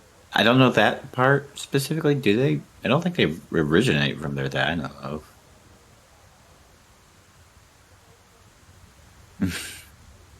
Just having spent some time on that continent, I thought I remembered the sort of legend of that lich that runs them, having spent time in the Shadowfell and come back with his little army of Forsaken and started making zombies or something. I don't have the specifics. It was mostly hearsay from drunk gnomes. Well, let me double check. I know they went somewhere. Good old drunk gnomes, man. They lead us to some fun places. Gnomish is hard enough to understand, and they start drinking and slurring. It's impossible. Well, it's like I'd say they changed its layout. Is there any way I could have an idea of how this fog works? Like having, heard the details of it. Is there like any kind of arcana check I can make to understand it better? Or is it too complex for me to understand? I don't know what you would get out of our Arcana check without observing it, like in real time. I mean, you can probably be like, you roll a history check to see if this fog has ever existed prior in history, or you could try to roll an Arcana check to see what magic would be required to create a fog that spans miles in radius. I mean, I could roll a history check and see if I've ever heard of it. Yeah, the history check might be more valuable because I think you can make your own assumptions of like what could empower something like that. The fog that could go miles and miles worth of space. The 13 history, nothing in history comes out to you as the fog that would be like this. However, the details of this fog given to you are very similar to the fog that exists in the region of Ebith. All this. So that is what I thought. I recognized some similar details from the stories that I had heard. So it Yeah, made so me it was. consider, given that you were hunting the Forsaken. I mean, I knew you were sent here to investigate this anyway, but I wonder if there might be a deeper connection between these undead and the ones that you're familiar with than we thought, perhaps. It's a strong possibility, but I'm more familiar with the more familiar with like vampires and such, but Right. What's our It might be next step? What's our plan? Kind of. I think What we are- ride what to are- the fishing village you mentioned, since that was the last place anyone had seen the rider. Give it a look and maybe talk to them if we can't find anything. It's on our own. probably a bad idea to take the whole carriage, right? Oh yeah, no, we probably Yes, should just grab horses. some horses. It should just be a day's journey there and back, right? I mean, I can't imagine it's too far out. That distance is further than here in Othema, right? Or thereabouts. Are you talking At least about looking at the map. going to Norfolk from here? Yeah. Yeah, no, you have a decent amount of travel. You're looking at over a day and a half with a stagecoach, and then you'd be looking at roughly 3 days if you go on foot. I think we would just take horses, leave the stagecoach. I think However- the one of the point that the commander had said was that the fog is beginning to form and that these creatures will march. So when that happens, they take a long time. They will be transitioning over the landscape. So if you decide that I'm going to go on a stagecoach and horses, you will be entering that fog and potentially those creatures. Which the recommendation was instead to go down the river and actually take a boat Right. because the creatures don't. Oh, he go did mention you warm. could take a boat. Yeah, I forgot about that. Just go down the river. It has a few. Oh yeah, rapids, he but mentioned it's not- us a contact. Yeah, it's not challenging to do that. It's just it takes a check, water vehicle, right, to take a boat down. Oh yeah, because it's on the It's- it's on the river. Yeah. It's on the river. Norfolk is on the river, right? It's actually in between the tributaries, right? It's a fishing village. So like, All right, they so need we get the water. horses. We put the horses on the boat with us, and then we ride the horses back. We put the stagecoach on the boat and just we'll float it. Yeah, float it. So We Or float let's the walk stagecoach whoever he itself. said. If the stagecoach is in the river, is it still a land vehicle check? So you could, just possible options. So you could leave the stagecoach and horses with Andrew, right, and go get some boats, right, or even have them take you, right, take the boats back up somehow. You could do that, or you wait for the creatures to arrive here. You figure out what you're dealing with based on, right, you're just hearing observations. You're not seeing it for yourself. You can see the fog yourself, see the creatures, and then you can take the stagecoach and horses because the road will be clear at that point once the creatures walk back or Personally, go back. I The would like fog- to see what this horde is about. That's what I was thinking. Is that if The we fog stay here and dissipates? analyze it, we could follow the fog back. Let's The say, does fog it goes recede back. or dissipate. Yeah, okay. Yeah, it's That not was the that part I all was the missing. creatures die. That's not the horde goes and attacks and then they stop and then they go back. This whole thing makes no sense. If they were trying like, to actually take the fort, they would If we're attack all out. assisting, if we're assisting in the defense, obviously there's no advance from the fort. If we follow the fog, we can gain a lot more information than we would just riding on the river and watching it go by. Possibly. Although we could potentially, that may increase our odds to find the commando, because presumably the commando falls back too. If we circumvent the fog, we may come up behind them and actually have an opportunity to encounter them. But I have a feeling because of the reports, they don't. The dragon and the commander, I don't think, leave the fog.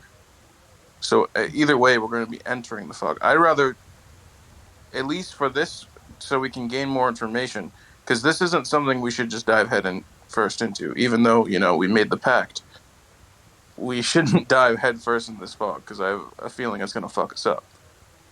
Not It's just the also- creature. I would like to see how the fog works.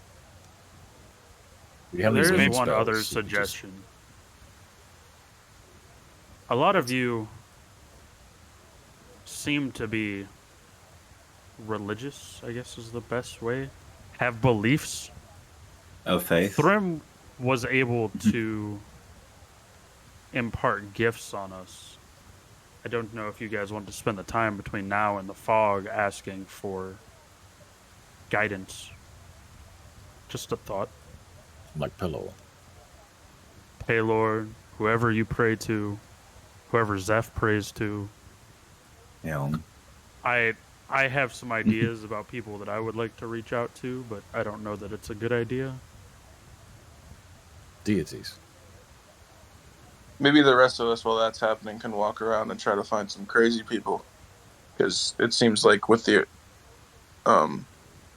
nature of this fog, the crazier the person is, they might actually have some insight. Obviously, take it with a grain of salt, but that's just the way my mind's working. Crazy fog, crazy people, you never know. Well, there was the old hermit that he mentioned too.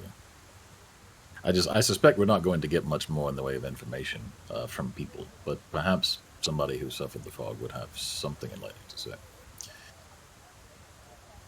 Also, we have I people honestly here. feel We have people here with the ability to infiltrate someone's mind. Obviously, if these people, their minds are broken, if we dig further in, we might be able to find some semblance of valuable information. Are you suggesting I let the creator of light here into my mind? Not you specifically, but that would obviously, be an when the interesting scouts experiment. come back and they're, insane, they don't just murder them. They have to You're keep also- them somewhere. You're also the one I know the best, and It is possible that there are things you know about the landscape that you don't remember. or I could just take a look at it and see. I mean, if you don't want to, I won't do it without your permission, but Tactically, it is the best decision to make. I just still don't know if I trust you guys. Come on. okay.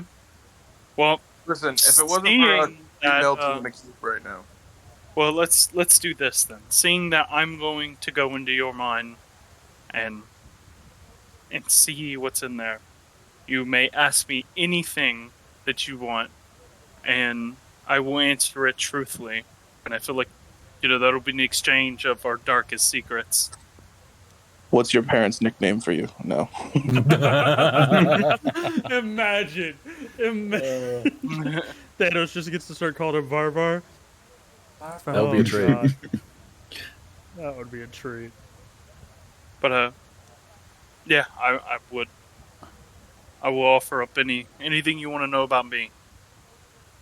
I will save my questions. I think this is more pressing. I'm just not sure what you're going to find. And I think that scares me more than anything. Do you want to try to get out of the weather? Go to Yeah, like the perhaps inn we or should something? go somewhere a bit more private, yes.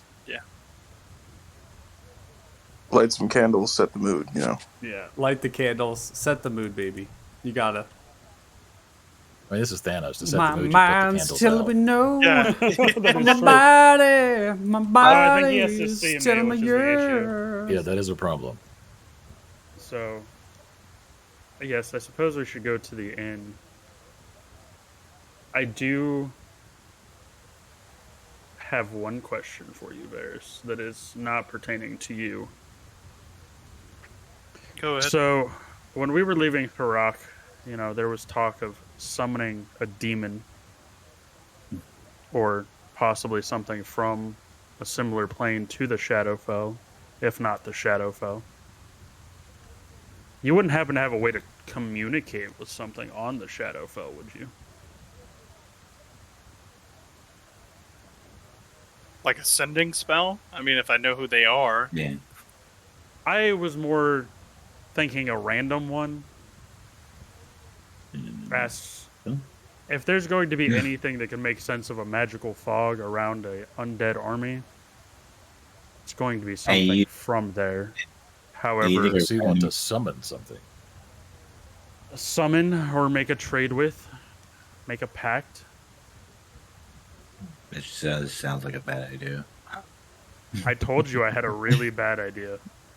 You want to summon what It is. now? It's inspired, though. I see where you're going.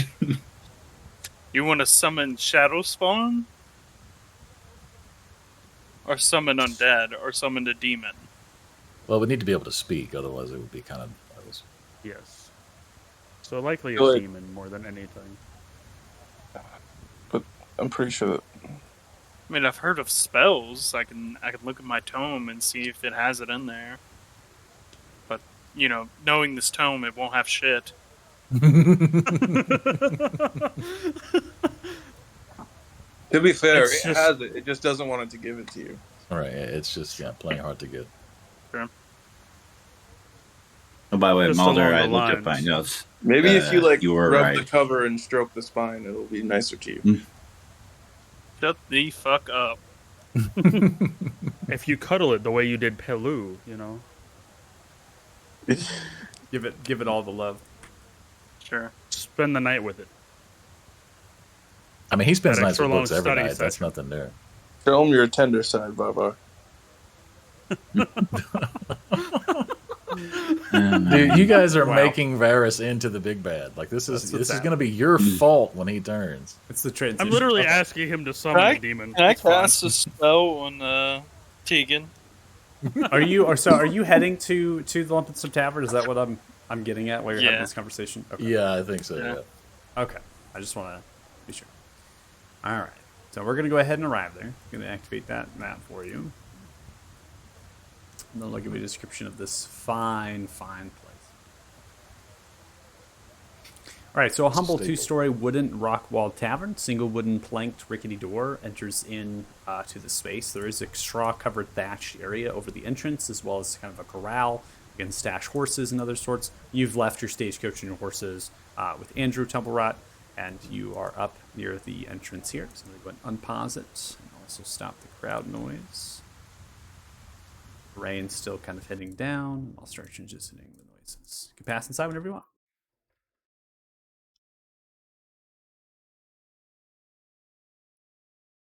Is that a door or window? I think that's a window, right? This is We the only door. walk through windows anyway. This is the Yeah. window. Yeah, that's what I Yeah. thought. I just wanted to make Oh, sure I didn't before even people see started that one. going through things. Break another we- window. We 5 use the minutes at a windows. That's how we roll. We only. Windows are the new doors. All right, so passing in, you see kind of an open common area riddled with small, squared-off tables. Everything's really weathered and decayed. There's a sunken bar, kitchen, decently equipped metal oven, cupboards, prep table. A sunken area is about 3 feet below. Approximately everything is rather small, right? So everything seems to be really kind of tight in, except for the common area that has tables that are really spaced out. Imagine there might be more tables they could fit in here, but there's just not a need for that. Now, a staircase ascends the northeastern corner, right? So that's going to go up to the second floor. The large rectangular banquet table, which you all are making way to, it sits on its eastern side, nearby the roaring fireplace, so giving off a lot of light and as well as heat into the space. Glass windows, they provide light as well. Lanterns upon each table, torches contain and sconces, and those are anchored into wooden beams that are like tarred, so they actually put like kind of this proofing onto them that helps them. Now, these are kind of solid core beams as well. So you imagine they might be either A, trees that are still rooted, or B, they're trees that have cut down and anchored into the ground all the way going through to the roof, supporting the roof. The second story, I'll give a description of that, right? Because there's not a particular map for that, but it is kind of a 10 moderate rooms, like twin mattresses, wardrobe chests. The beds have frames. They're old and decayed wood from the small wood that's been kind of put together with loose joints. There are 2 rooms that are slightly larger, and they have bigger kind of beds, kind of queen size. They also have their own private bathrooms. Or if you have the other rooms, you have to share, right, a public kind of bathroom that also has wash tubs and whatnot. There is no bathroom on the first floor. Imagine you have to go second floor to share this as well. So that singular bathroom fits all the rooms as well as the tavern, right, below the bar below. It makes sense. There's not a lot of people in here. Everything is kind of quiet. You notice there's adventuring folk, there's acolyte folk, there's noble folk, there's traveling folk, right? And then there's, kind of commoners, right? It's almost like passerbys. There's nobody really in here that would be kind of people of the town, or people that would be staying. There's no festival currently happening, right? Now, behind the bar, and the only person that's in kind of coming in and out of the kitchen, server anyways, is this old male halfling with a wrinkly face and weathered eyes. Gray, wavy hair that is slightly long, has brown eyes with a beard of gray, and then wears a brown wool vest over a tan cloth shirt with many different pockets. There are brown leather belts with matching trousers and boots, and they provide a very simple appearance. On the belt, there's a couple coin purses, right, for exchanging kind of currencies, as well as a small hatchet of some kind that sits on the belt loop. They're kind of making away, giving trays off and other things as they're kind of grunting. And as soon as you make your way to sit down, Luke, I'm going to move you into space. Immediately comes walking over, right, trudging up the staircase, stops, turns around.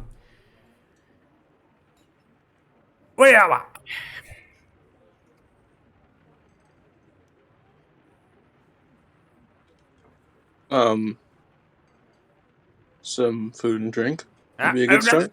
All right, I'm good. Yep. Don't forget rooms. Yeah, we also require rooms. Out. How many? 6. Exactly. We split it. All right. No way. Move.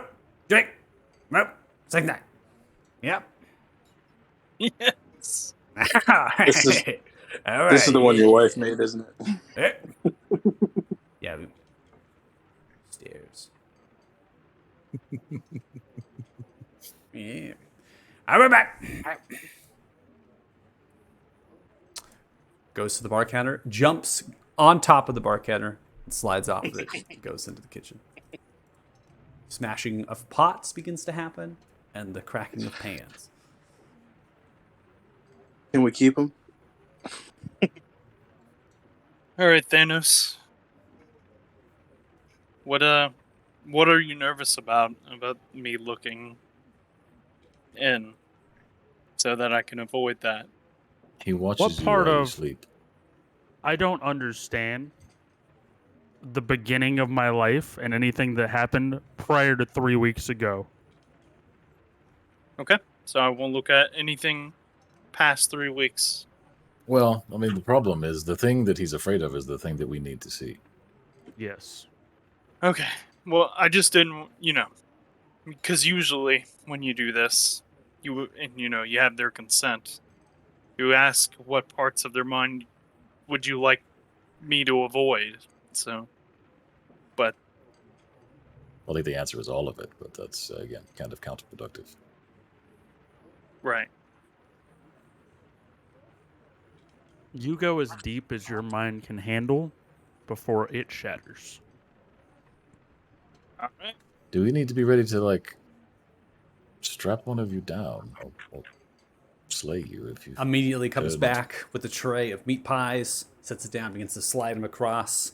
Even if you are not going to catch them, you're going to go all the way across the table and land on the other side. So hopefully you catch them. Then on the other side, lays down these wooden kind of clay mugs filled to the brim with ale. Begins to do the same, throwing them through, hoping you'd catch them. Then reaches into their trouser front pocket, which there is no pocket. Reaches into the trousers, begins to jangle some keys out. Grabs a ring. Grabs keys, which all look exactly the same. Sets 6 down. There. Grab a room. Move. Drink. Ignite. Yeah. How much would that be? 3 silver, please. I'll give him 3 silver. Yeah. But do a minute. My name's John Deere. If you need something, just holler for me. All right. Thank you. Picks up the I trays. suppose we should go upstairs. Walks back. Yeah, Well, yeah. I mean, I want to eat. Golly, come on, man.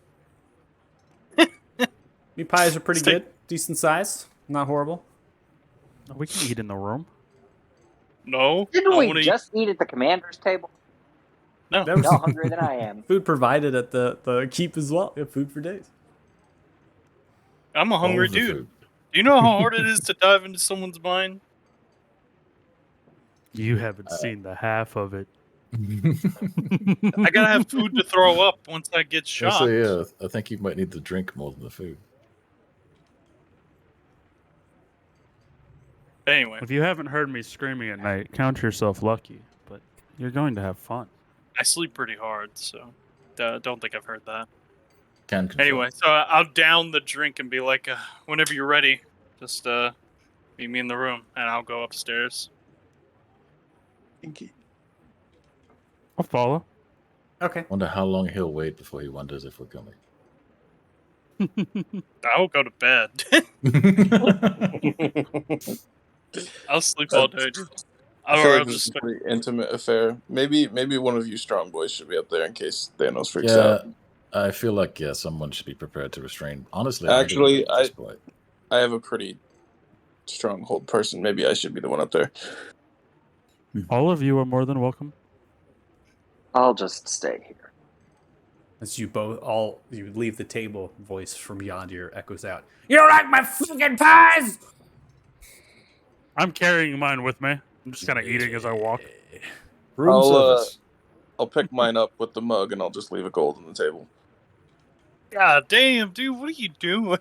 Stare stag. We have 20,000. We won't if you keep giving it away. Now we have 19,900. Thanos gave a dude 100 gold for 6 nights to hold 50! horse. 50! Can we stop making it 100 gold? It's 50 gold. God Yeah, damn we- it, Tardan. I mean, You all make up upstairs, right, to the rooms, which is just kind of the common rooms, right, that are there, not the larger ones. Seems the keys don't fit into that, but they do. So it seems all keys go to every lock. They're all the same lock, even on the bigger rooms, and none of the Just pick rooms any room you appear want. to be occupied. I They're go to the also- biggest room they they're have. also not particularly clean. Toilets haven't been scrubbed down. Water basins haven't been changed. The sheets have also not been changed. Many of them are soiled and whatnot. So it's not exactly ideal. But I will prestidigitation this room clean That- before I do anything. and as you made your way, Yondir just stare daggers, squinted, watched as you made your way upstairs, away from the table. And with that, we're gonna take a break. So, you're watching the stream. Thanks so much. Really appreciate it. And before people begin to get mind fucked, we will go and take a 10-minute break. So we'll come back at 1:16 p.m. BST. And hopefully you join us then. And yeah, ill fated. Yeah. Woohoo. Bye, chat.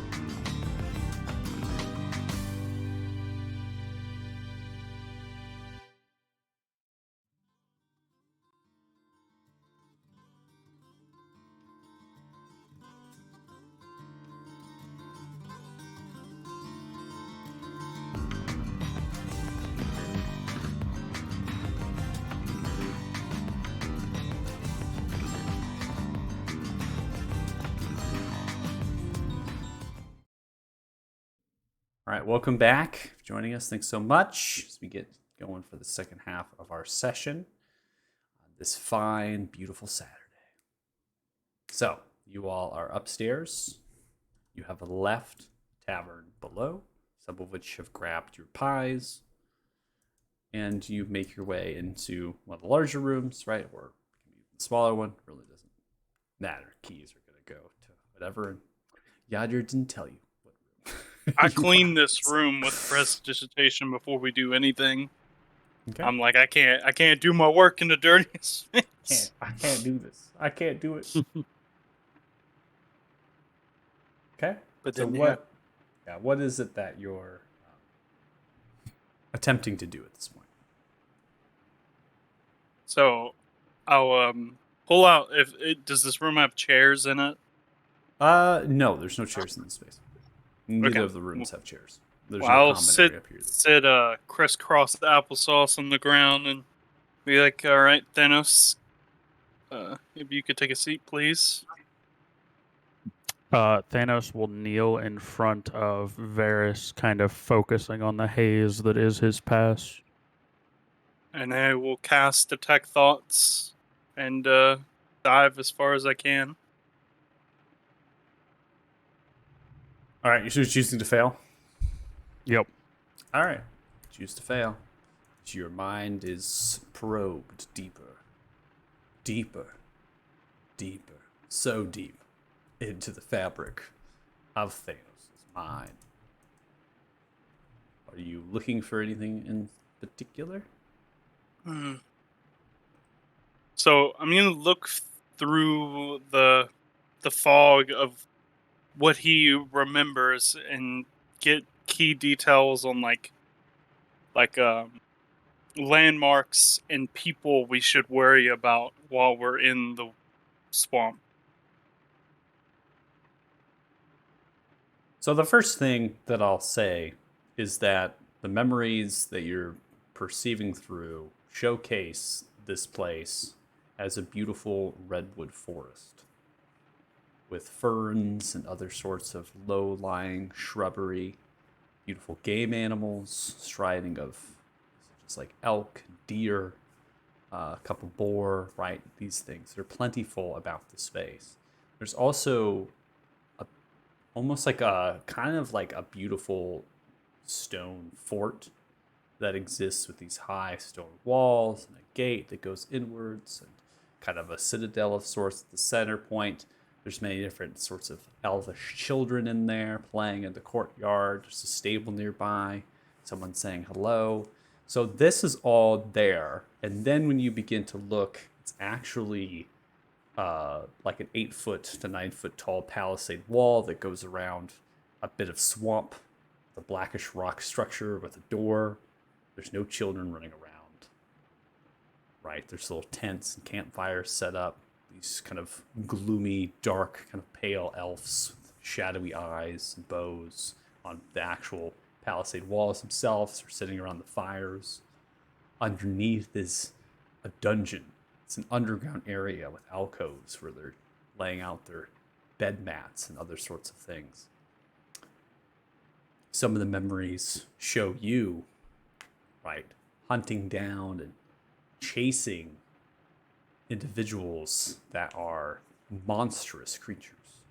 They're the most vile and terrifying that you've observed. And then it kind of changes and shifts its appearance to like a siren, right? A fey creature, it's just a humanoid fey creature that's pleading for their lives, crying out for help amongst the swamp. So it goes from a redwood to a swamp. The crying out as these elves, which is the perception of what Thanos is, begins to manacle, chain them together, and silence them. Bring them back home. From there, So, grouped question together. real quick: they were they were hideous creatures when the dream was, or when the vision is Correct. redwoods, When the And then vision it- is redwoods, they look Woods. like monstrous creatures that Thanos is and then they hunting. transform into fey creatures whenever it looks like a swamp. Correct. So Okay. the reality is that these are fey creatures not these bestial creatures that are similar to that of, quadrupedal, could be a bipedal, large torsos, fists, right? And Different horn work from and the things. description of the redwood stuff, this is my idea. Is this is what it kind of looked like before it became the marshes, like when elves lived in it. That's what the illusion The is giving. illusion is giving off, based on what Commander had said, that this illusion's giving off maybe of what this place used to look like.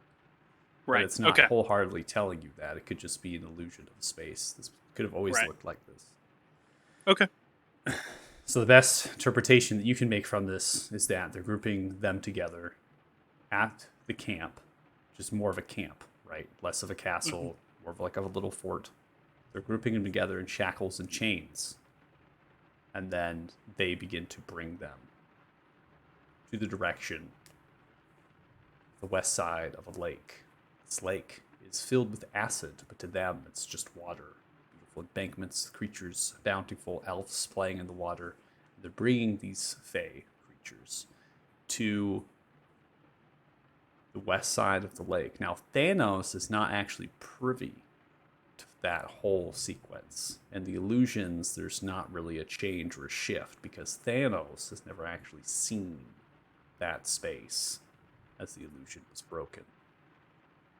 So they don't know what that looks like. They just can see that the fog kind of rolls through, across the lake in the direction of a great city of some kind.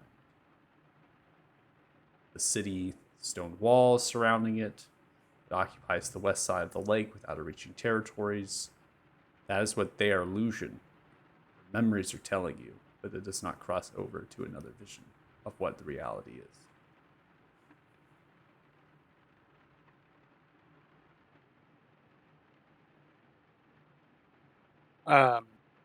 Does he have any memories of this commander from up close, or he's never seen one?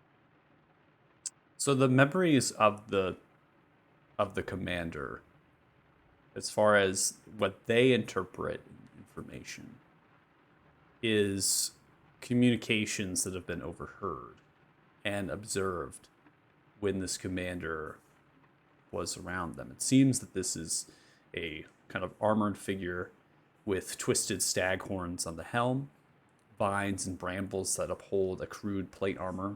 They have a great axe that dribbles black ooze, and they commonly ride a horse that has eyes of fire and hoofs as well. They don't normally look like that.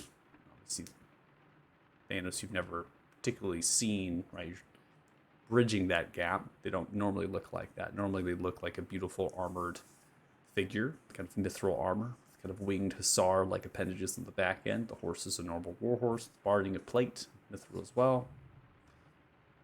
Has a Sylvanic, kind of Sylvan runes, right? So Sylvan as far as an elvish language.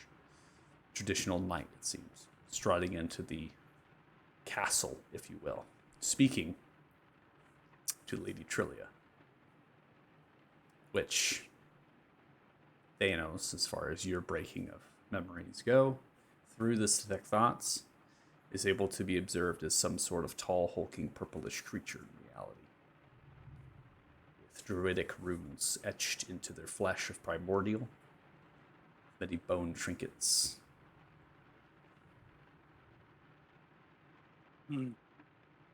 Normally, they're a fine individual, fine elvish lady. The gown and everything. So you're actually perceiving through more than what Thanos themselves actually knows, because they still fight against the displacement of the prior memories.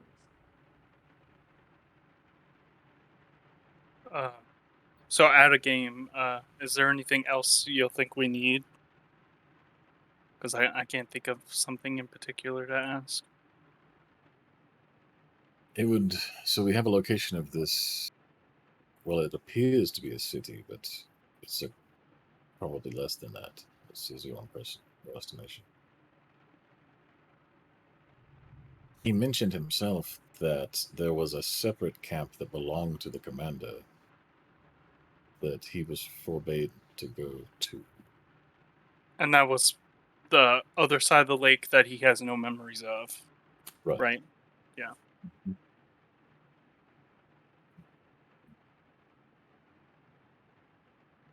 I also dig around to see if he ever encountered a gateway into the Shadowfell, however unlikely it is.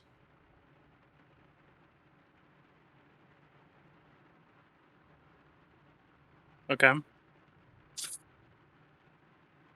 Yeah, I'll look and see if he has any memories of any gateways or anything like of that nature in his memories.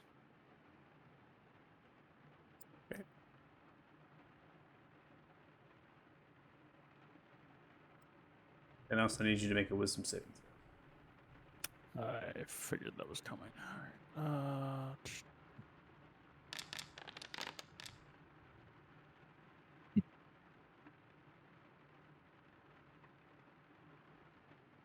That might not be high enough. That's kind of scary, actually.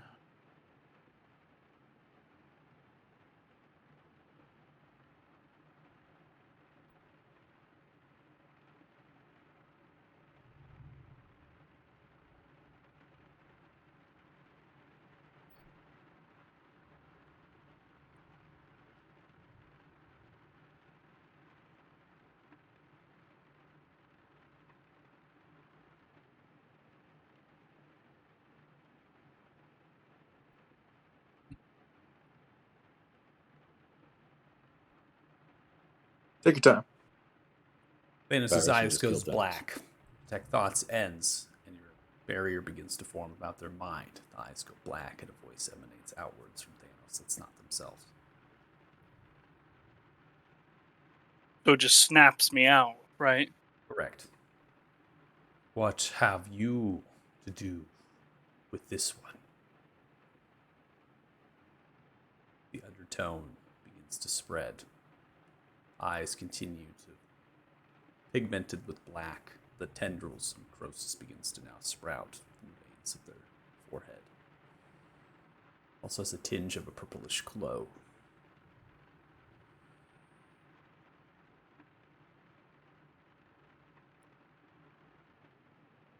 Who are you?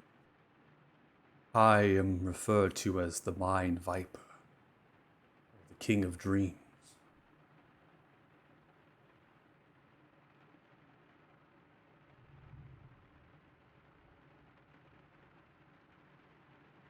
What are you business have you with? What are you protecting inside of his mind? I'm not protecting anything. You have awoken me, and I perceive through their memories and their dreams and see you.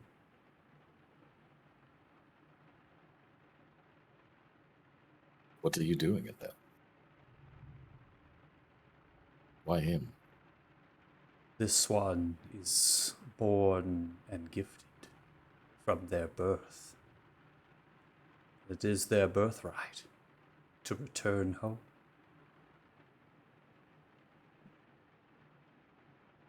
Where is that home? Take great care to this one.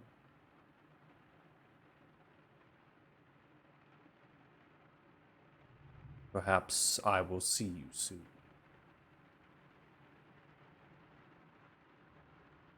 Pigmenting of black retracts.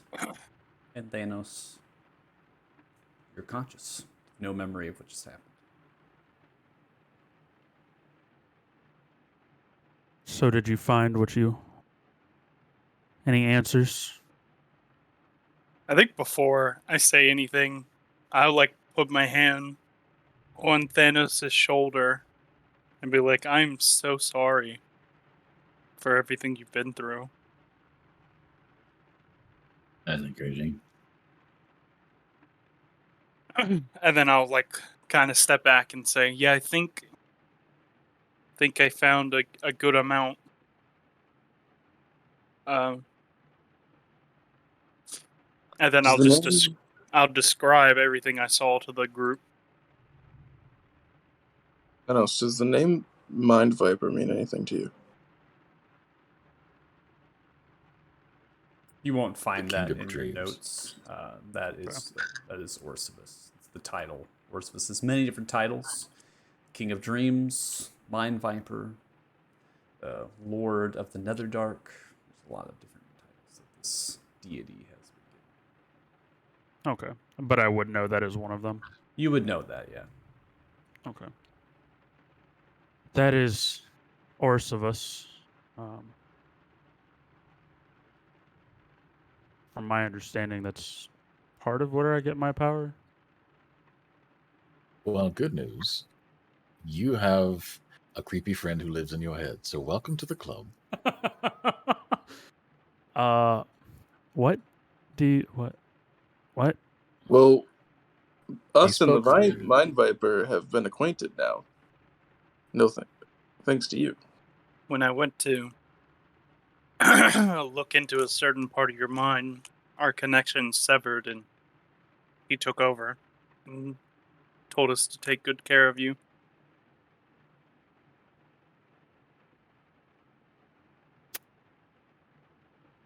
You have a birthright.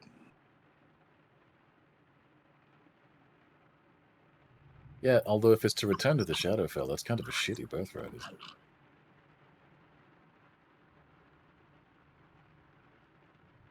So I guess we have more than one royal in the party.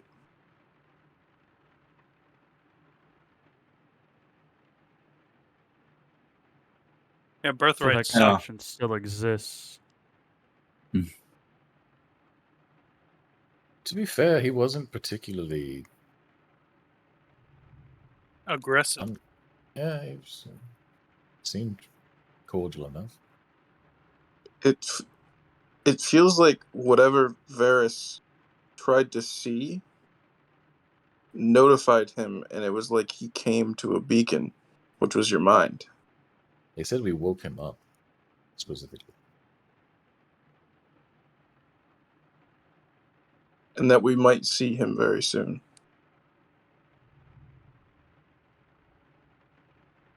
The good news is, if he takes you over again, you'll probably be invisible and we'll never know.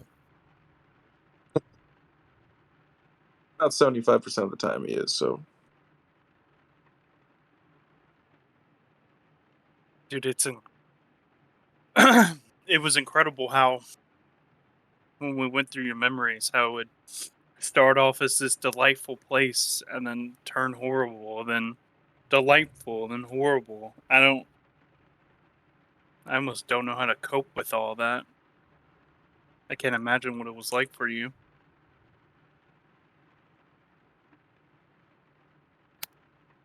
I don't know what was real and what wasn't. All I know is when the spell or the illusions broke, I got to watch some people die and overhear some conversations that I probably shouldn't have. And then I found you all. How did... Who knows? You know, Maybe this is all an illusion. well, that's just getting philosophical. Punch him in the arm. Did that feel real? Yes, but so did the castle walls and the children. How did the illusion get broken? Do you know? Do you have an idea? I was on a hunt, as I usually was, after whatever prey they sent me after.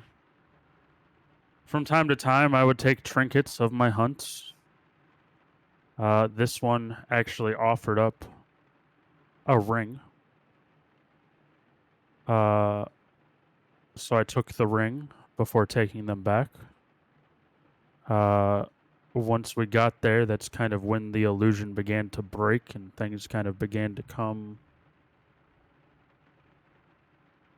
shattered, I guess is the better term. Seeing both sides of the coin, I guess, is one way of looking at it. If that's the case, then perhaps it's the stone that protected you from some of those effects. Could very well be that our stones protect us all to some extent. And if that's the case, we may be able to endure the fog. That's really important. If that's how That that is works. also a big risk.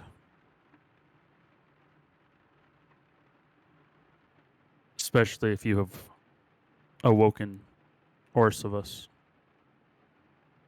He seemed to have no ill will towards you or us. He simply was surprised when we awoke him.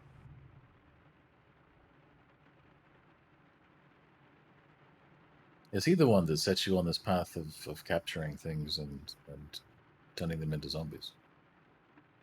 Sort of. No, that was Lady Trillia, whose orders I took. Was that the one, Varys, you described a woman with druidic markings on her? Was that...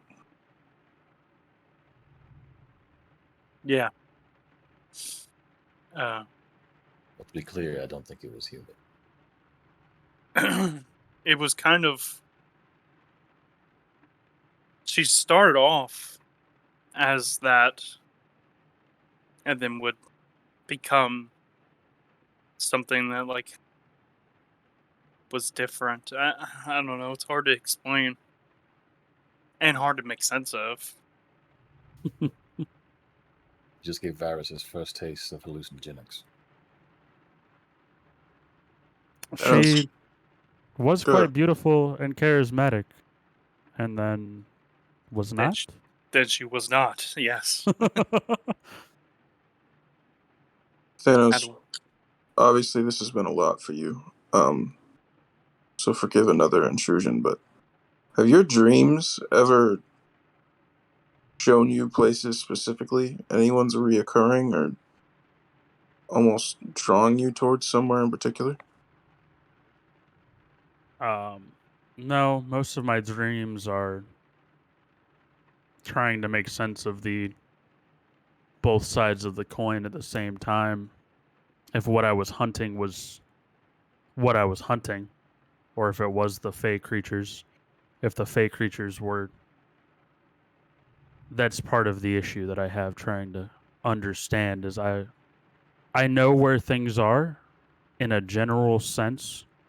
I could probably navigate through the marshes pretty reliably just based on direction. But as far as knowing it when I see it, that may be more difficult to comprehend. Have you... Obviously you have some innate connection to Orpheus. Have you ever tried to tap into that while you're dreaming? I He is have the king not. of dreams. That kind of goes back to what my really bad idea was earlier of reaching out to those that lend us power in hopes of a trade. And now that you have awoken him, it should be that much easier for me to connect, I would assume, if we can find a bridge for that connection. Okay. Well, I just want to say thank you for trusting us. And yeah, I know that was definitely hard for especially you. Thank you for trusting me, and I'm sorry for what you went through. I mean, at the time, it was fine. Now it's... But yeah, it's not fine anymore, right? Yeah, I don't know a better way to put that. As I said, it's like looking at a coin from the side and not straight on and seeing two separate things at the same time. Well, if there's ever anything you want to ask me, my mind is as open to you as yours was to mine now. So, Yeah, well, generally, fortunately, when we did this back home, if you wanted to do it, it was... I mean, if y'all want to hear this story, but I had a girl that I had a crush on back at home, and to get to know each other well, we would do the spell back and forth on each other. So You can do me if I do you. I'll show you mine if you show me yours. Your It similar was more magic innocent tape. than that. We were a little bit younger, but More innocent. Mm-hmm. Let's not get our session demonetized here, Vars. Let's keep it let's keep it PG. right. Anyway, what's next? Well, quite frankly, I am fairly tired from our travels, and I guess some of you have some communion to do with whoever you pray to. Unfortunately, I have nothing of that, so I will be going to sleep. What time do you guys want to leave tomorrow? First dawn? Well, it's still Oh, dark a little bit. Wait, weren't we waiting for the horde? Yeah, we were That's waiting for the right. horde. Gotcha. Yeah, Following we him were going down. to see how Forgot that about plays out. Yeah, we wanted to see how that happens in action. Alright, well, anyway. You guys have fun. I'm going to sleep. And I'll grab my key and walk towards, I guess, a room. Okay. Maldor, Yes. I know that Helm didn't give you the answers that you sought after, but do you know enough about those dials that if there was one here that I would be able to communicate with a deity not of that plane, but of the Shadowfell? Well, if they had something similar, it seemed as long as you had some person, some practitioner of divine magics, that you could reach other planes. I don't know if they would be super happy to understand that you were reaching out to the Shadowfell, but it would seem possible.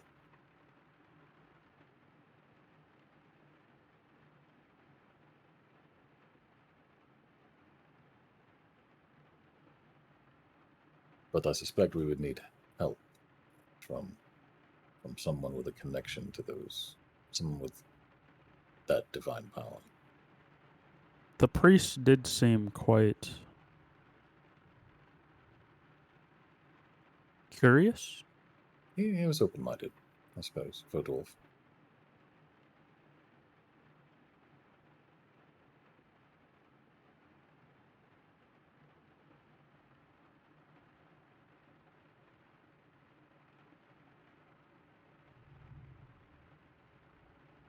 Although in your case, I mean, he quite literally spoke through your mouth and saw through your eyes, so you may have a more direct connection than any of us have to other places.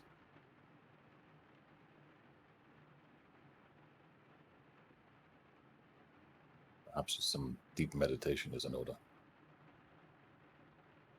I wonder. Varys, what specifically were you poking at when he woke up? I was looking if there was any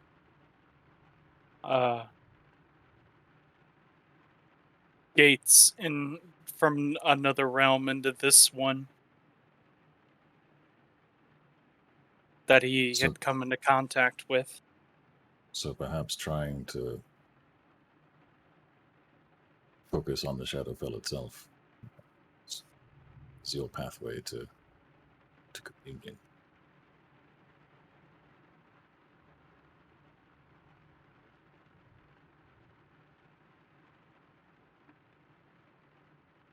I believe I shall retire then. If you hear screams from the other room, I apologize. Hey, I'll take that over curious deities at this point.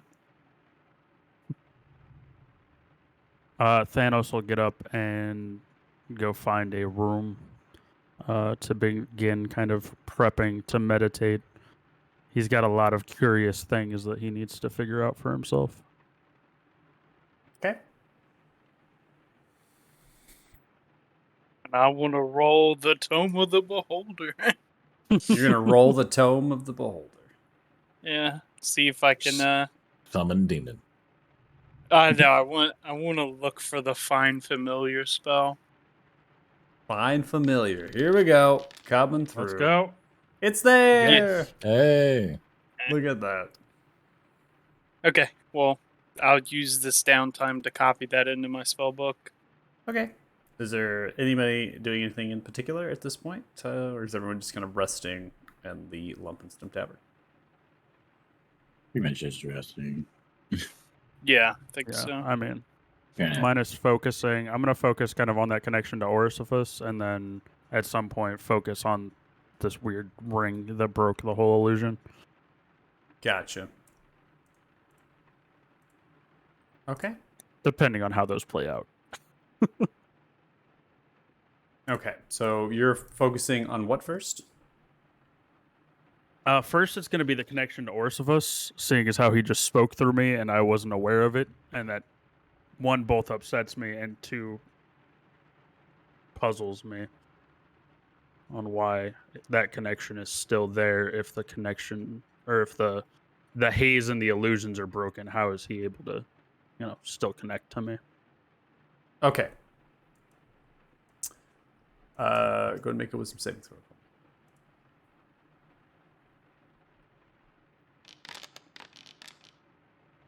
$22.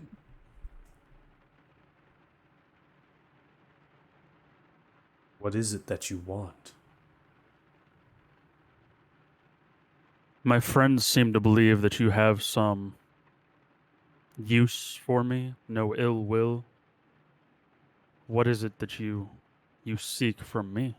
Is the real question that I have. I have no ill will to my children. You are spawned. You will come home, and you will be whole. Your companions return you, as well as bring a gift.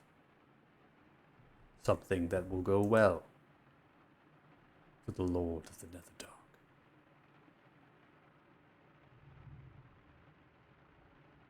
And what does that all entail for my companions? Are they to make it out alive, or are they simply a more prey that has been hunted?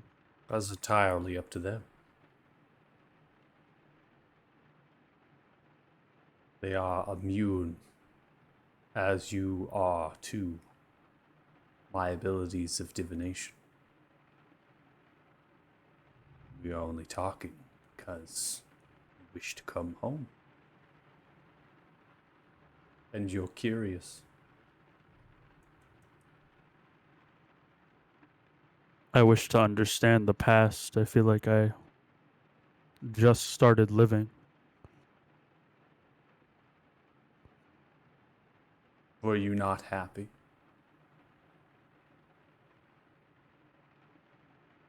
Is any rat happy in its trap? Or in its cage? If it does not know it is in a cage? The rat is happy once it finds its wheel of cheese. Once its hunger is filled, it is released.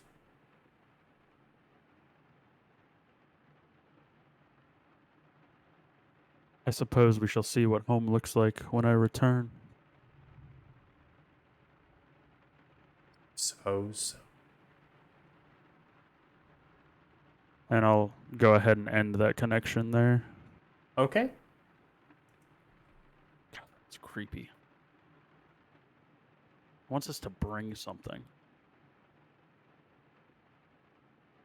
Casserole. Potluck. Baked Varys. I mean, what? what better treat is there to a deity? That's true. Okay, and then you said there was a second thing, right? Yeah, the ring, seeing as how it broke the illusion, I wanted to see what it connected to. Either the Fae that I saw at the end, right before right as my vision kind of cracked, or, what's there. I know the others said dragons, but I have never had a dragon encounter with this ring, so. Okay.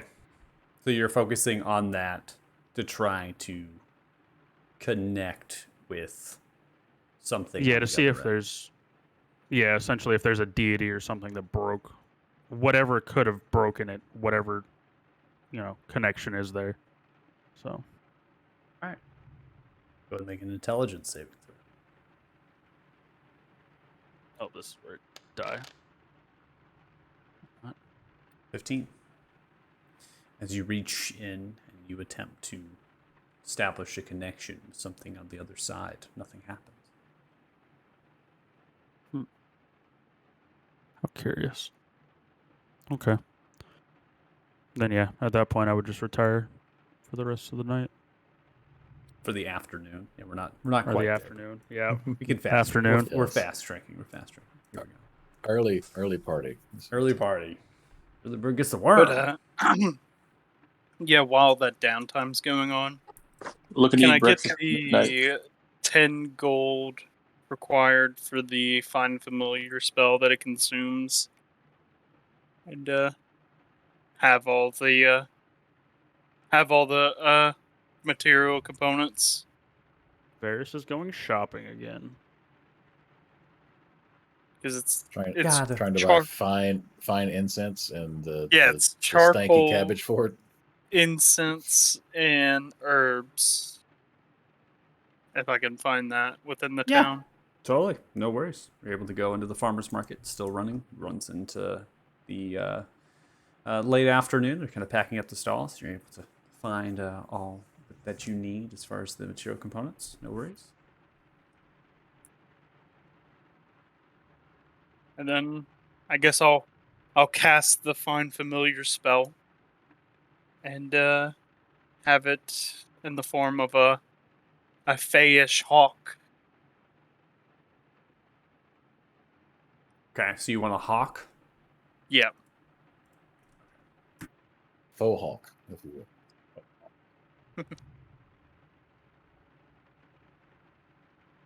All right.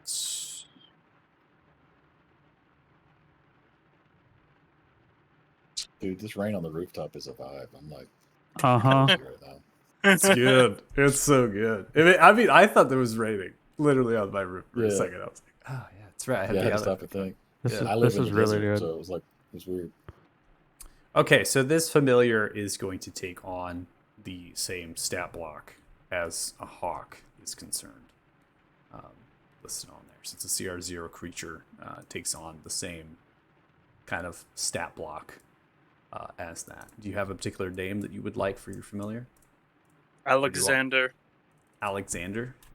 Yeah. So, I could make one for you too. Varys out here summoning new friends while Thanos is going through an existential crisis trying to figure out what's true and what's not in life. Yeah. Seems fitting. For some I mean, reason, this seems honestly, so fitting. I just want a friend. I don't even really care about how the spell works. It's like I just want a friend that I don't have to feed.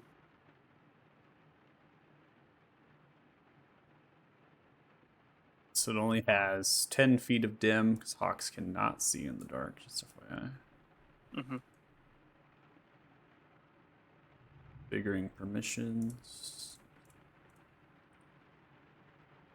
Alright, you should see it in the summons folder. You summon outwards. As it does, it looks towards you. Hi, how's it going?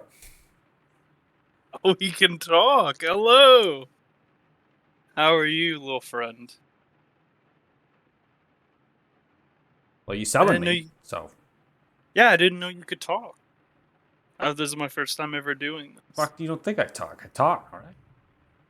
Awesome. Fucking talk. It's fucking rude. His new friend hates him. His new friend is Maldor Jr. reincarnated into a hawk, dude. Call Be me careful where you Alexander. summon. Yeah, Alexander, how are you? Yeah. How do you think I am? Would you like me to send you back? Is that really an option? Yeah, I can dismiss you. Dismiss me to where? You're just gonna bring me back?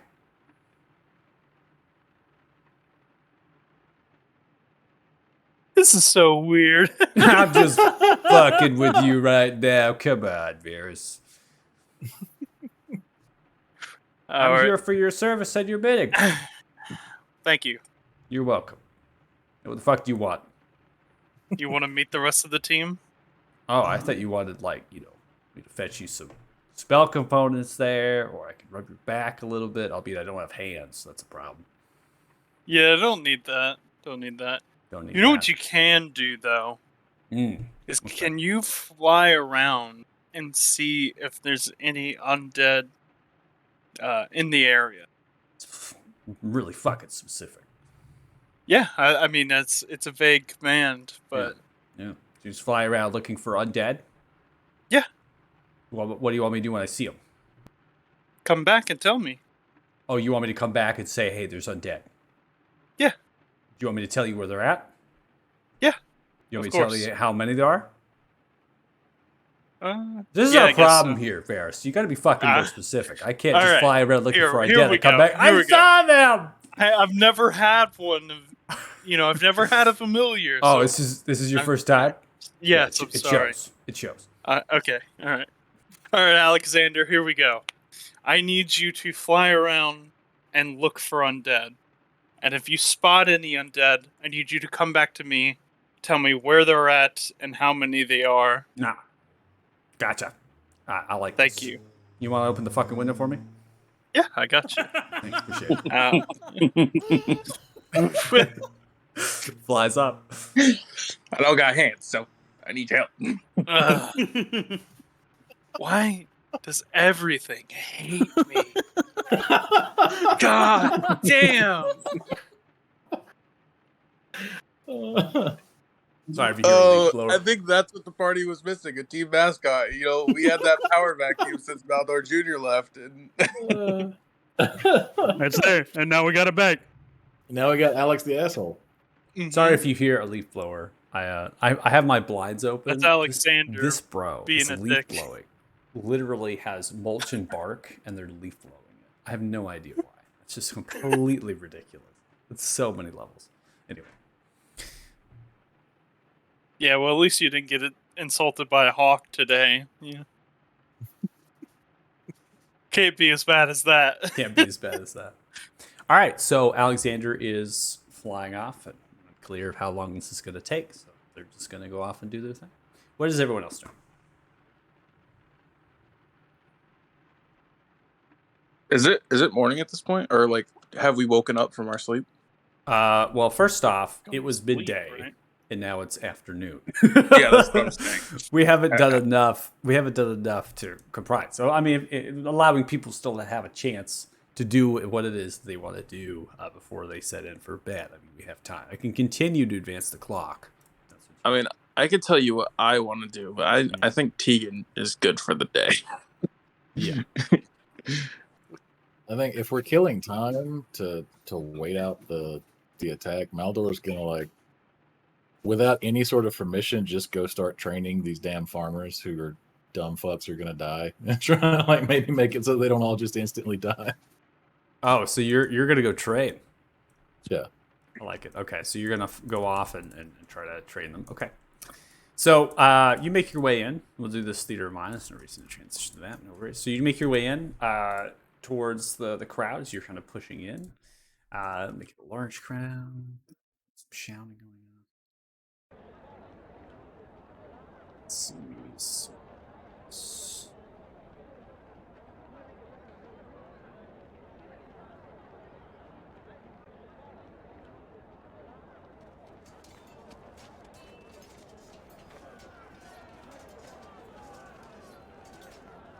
Get you some ambiance here.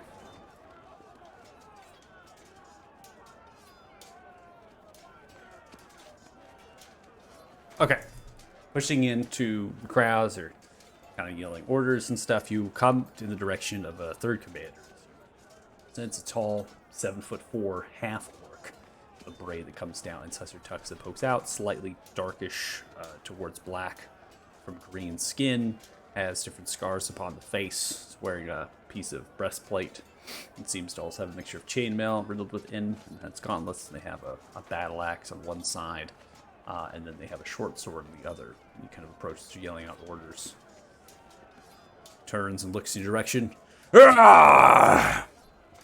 Whoa, you don't look like a farmer. Indeed, I am not, although you seem to have many. I have a lot of them, yes. It seems I am stuck here for a short period of time, and I thought I might offer my services to maybe help ensure that the farmers actually know how to swing a weapon. You want to do my job, and many of the other commanders' jobs here. Why don't you show me what you've done so far? Everyone gather around! Stop fucking fighting. You get to form around. Gather around. Alright, what's your name? Looks towards you. I am Maldor Gentile. Yeah, Maldor Gentile over here. It's coming up to help you train to fight. I'm gonna go get a drink at the tavern. I'll be right back. Maldor Gentile. This is the 17th Regiment. Have fun with them. Alright, pets you in the back and just walk through the crowd. They all form around you, waiting. Ready yourselves for inspection. At attention. What does that mean? Stand the fuck still and show me your weapons. Hold the weapons up. You know, move down the line, sort of just making sure they all actually have their weapons and know how to hold it. You come across a halfling with no weapon, just holding up the fist. Where is your weapon? My weapon was destroyed! Maldor, sir! Destroyed. Yeah. By what? Oh, it was a battle axe, and the handle broke. It happened 30 minutes ago. Sir, Maldor, sir! And you... Do you not have a replacement? No, not yet, sir. I fell asleep, sir. Over by the wall over there. Sorry, sir. Maldor's gonna kill him.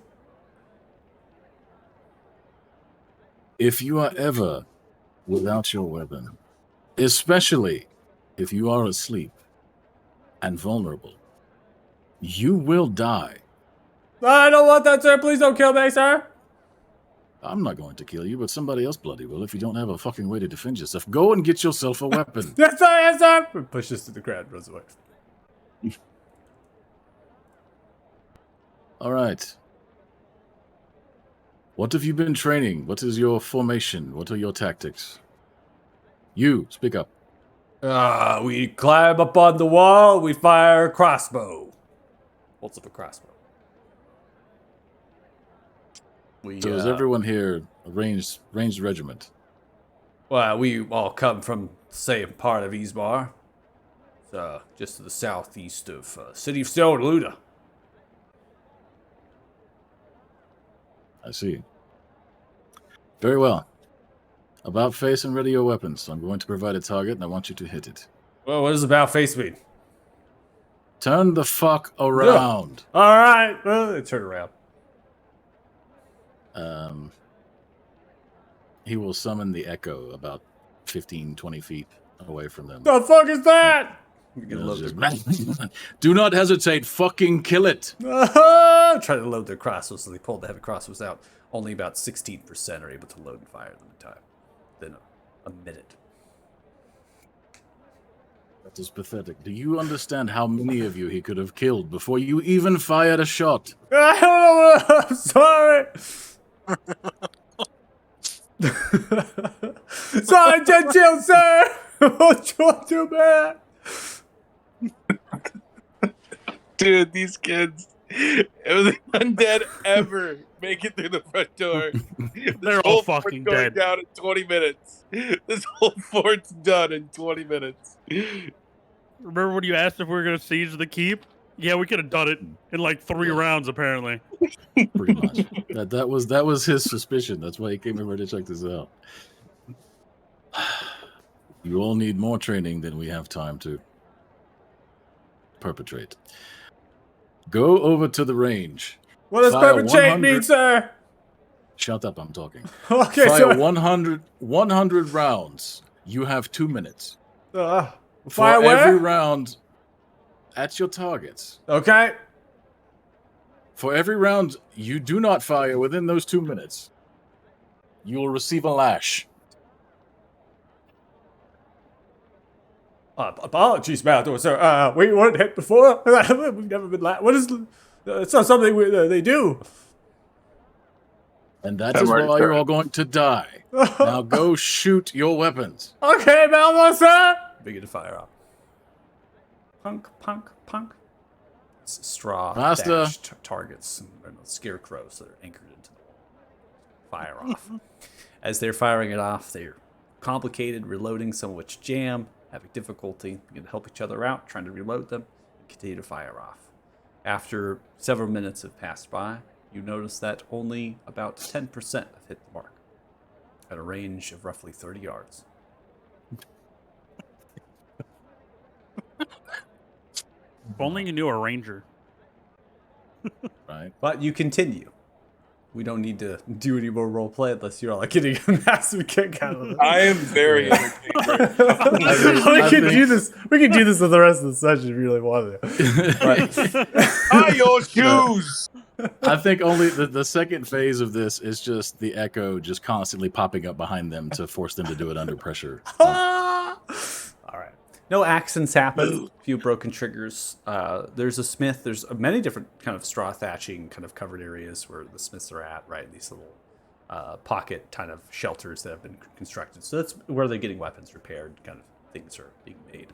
So as well, in addition to the blacksmith in the town. So they're going, they know the routine, get things fixed, swap equipment out, get more bolts, that kind of thing. They know how to do that. Reloading, they're firing. So your primarily instruction, right, is to work these heavy crossbows, get on target, reload quick enough out at pressure. It does not seem that they are competent in even the one thing that they are needed to do, which is fire bolts off of the wall to hit undead targets. So you're able to train them for the remainder of this day into the evening, which is what their training is going to encompass. They push into the evening as well. The dwarfs, now that you're in the training grounds and observing, the dwarfs will finish up earlier than that with their kind of sparring. They're also kind of weaving into the crowds as well, guided by some of the commanders and to help out in certain combat maneuvers such as shield walls and other more complicated formations. So they're also helping in that endeavor, but none of which come in your direction. They don't use crossbows. They don't have. They might have javelins at their backs, but they are definitely not ranged combatants. And they're going to move off of the keep's grounds. So that's what you're going to do to the evening. The rest of you, anything in particular? Nothing super complicated. I just wanted to find more diamonds. I'm super paranoid about needing a bunch of them. So you want to try to find more diamonds instead of Fort Fair? Yeah, like I did learn that it doesn't actually have to be a single one that's 300, but still. Okay. I'm not going to hold you to that you can't find the diamonds that you need here. It's fine. Hero component, spell component. So how many do you want? If I can find them, how much is it? 300 per, so at least another 3 castings worth. So probably another 900. You want to get 900 worth of diamonds? Yeah. Okay. That's fine.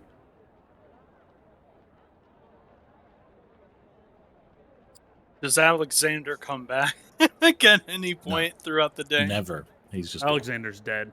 Thanos shot him as he flew out the window. What the fuck? Stop, nerd! Dude, Alexander has an armor class of 13. That's big.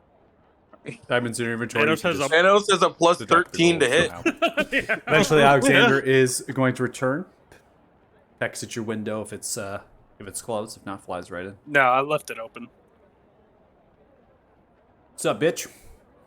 Welcome back. I didn't see any undead. Not Okay. at all.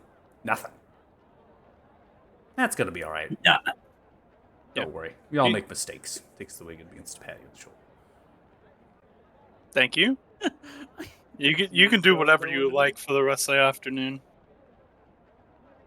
I'll leave the window open if you want to go out.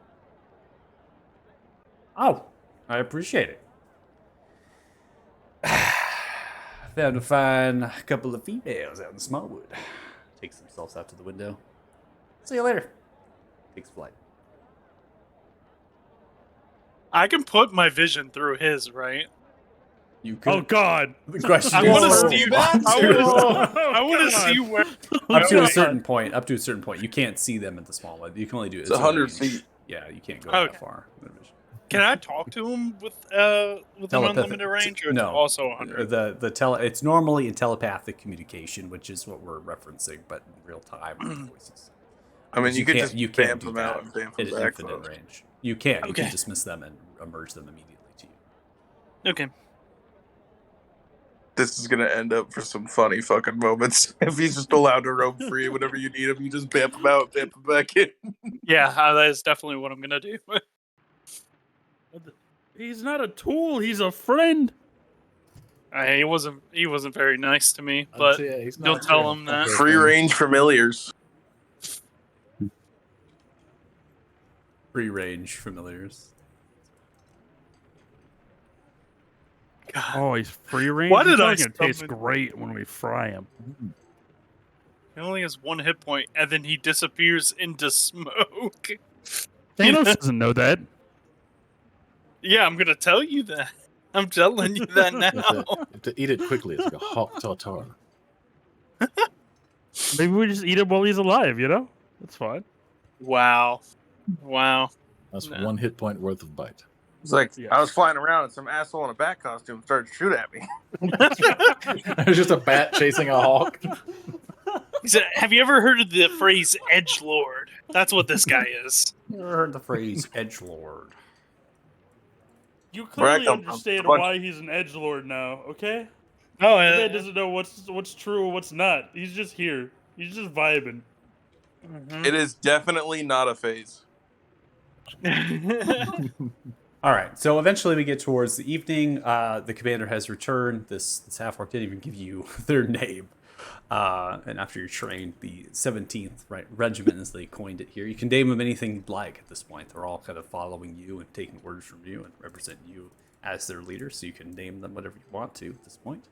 Yeah, half-orc tells you, good job. Thanks for your help. Pats you on the back. Everyone's dismissed.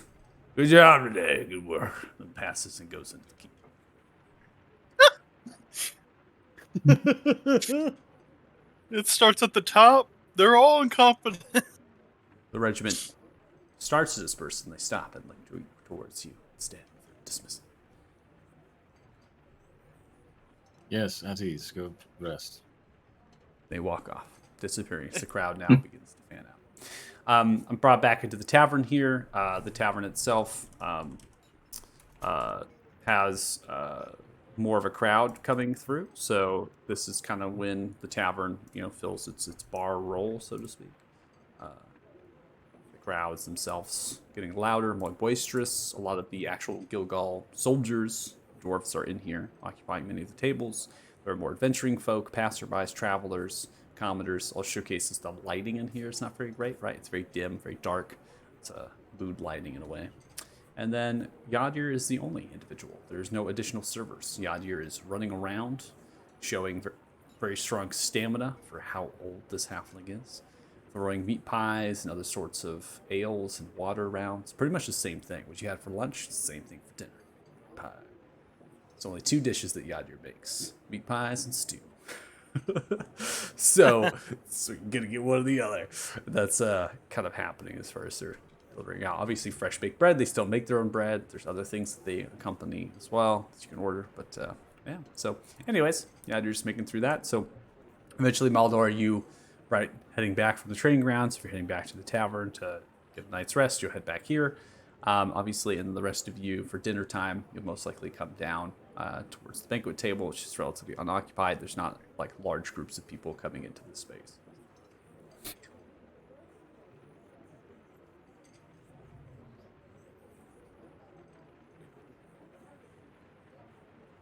Thanos, can you teach someone how to hit, I don't know, literally anything with a ranged weapon? Yes. I mean, I am a crossbow expert. They need help. And roll credits. I am a I am crossbow. crossbow expert. Down.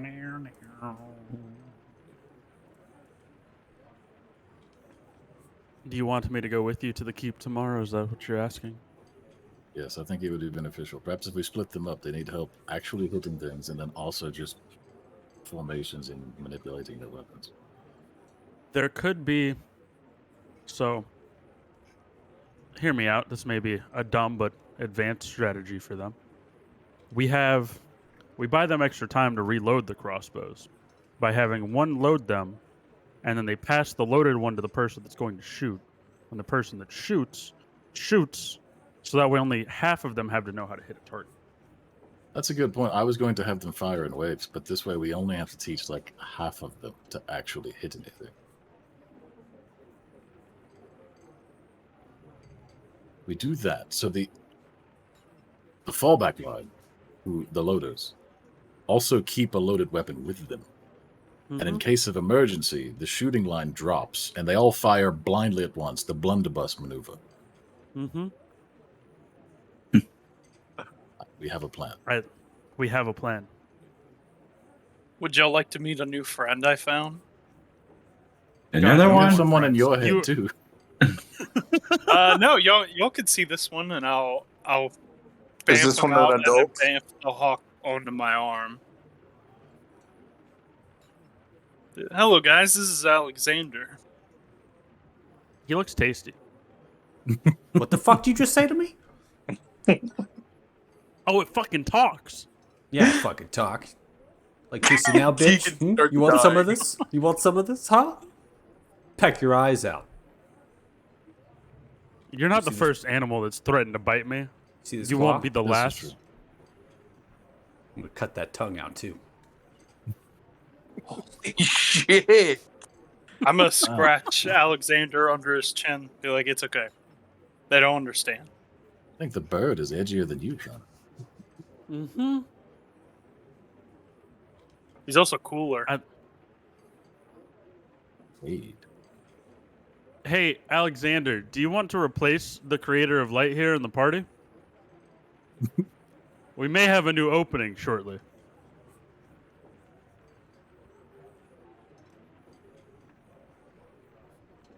What do you mean? Oh no, this guy never makes sense. Do you know he paid somebody a ton of money when he didn't have to watch our horses? Yeah, imagine paying extra money to have your animal companions taken care of. Right, Alexander? I mean, No. Alexander's free to do whatever he like. Sounds like you got fucking robbed. He did. He did get fucking robbed. Yeah. Yeah, I'm gonna go take care of that later. It's still early in the No, night. no. Chill. Remember, we need him for the boat connection. So don't Not yet. possibly. God damn it. But anyway, I'll walk out to the door and be like, "All right, Alexander, if you'd like to go, you can." Oh, I can just I? wanted to introduce you to the team. Oh, okay. Well, you all gonna eat And, food? Would you like some food? Yeah, that sounds good. What kind of food would you like? Points towards Thanos. Yeah, you can have them. Bring your ass over here, sweetheart. I would like to shoot the bird. Roll for initiative. I will. You want to shoot Alexander? li- All right, there's Alexander Stoker. Fire away. Oh, Can I fireball Thanos? What are we doing right now? 23 hits. As it does, it goes into Alexander. Oh, you bitch! It just dissolves. It disappears. The bolt. I'm sure slams a down. couple other patrons don't mind this at all. fucking pest problem anyway? So The dwarfs are singing as they begin to break out in song. I'm gonna Edge collect vote my shot bolt the from the bird. table. Edward shot the bird. Yeah, it comes around. What we be having is Friday evening. Open up tavern. Are you drunk?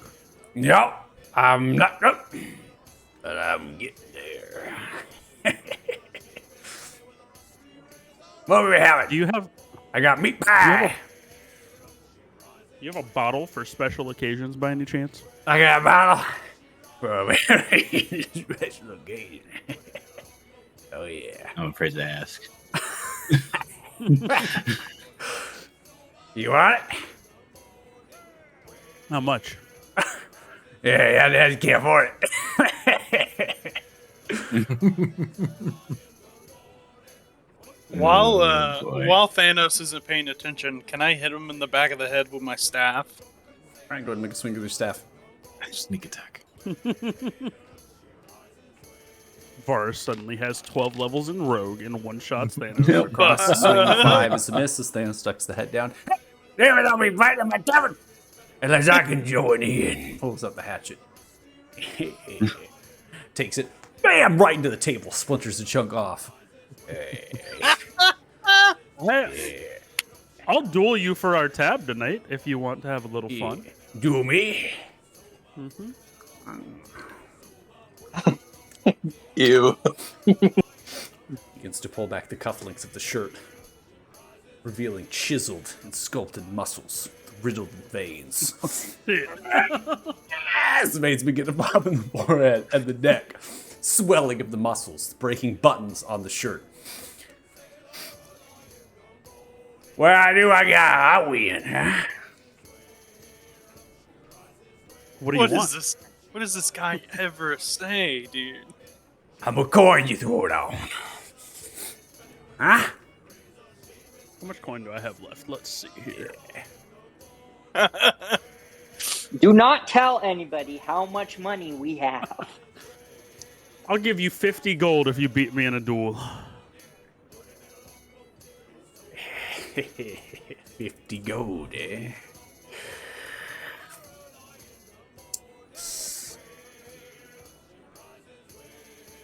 Let me get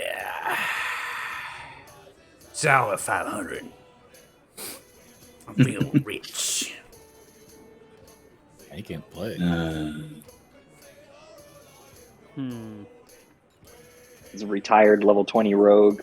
Yeah, that's kind of what I'm What it feels like. Running attack. I feel like I need to have Maldor do this duel for me. That's too steep for my blood. Yeah. Are you telling me no? I am telling you no. Takes the hatchet, puts it back in.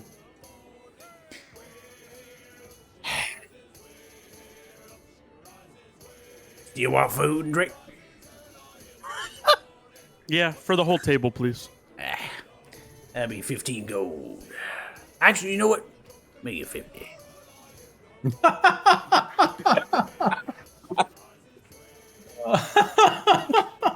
Makes friends everywhere he goes. Kill a goddamn cavity. Dude. That's quite the upcharge, sir. Are they too rich with your blood?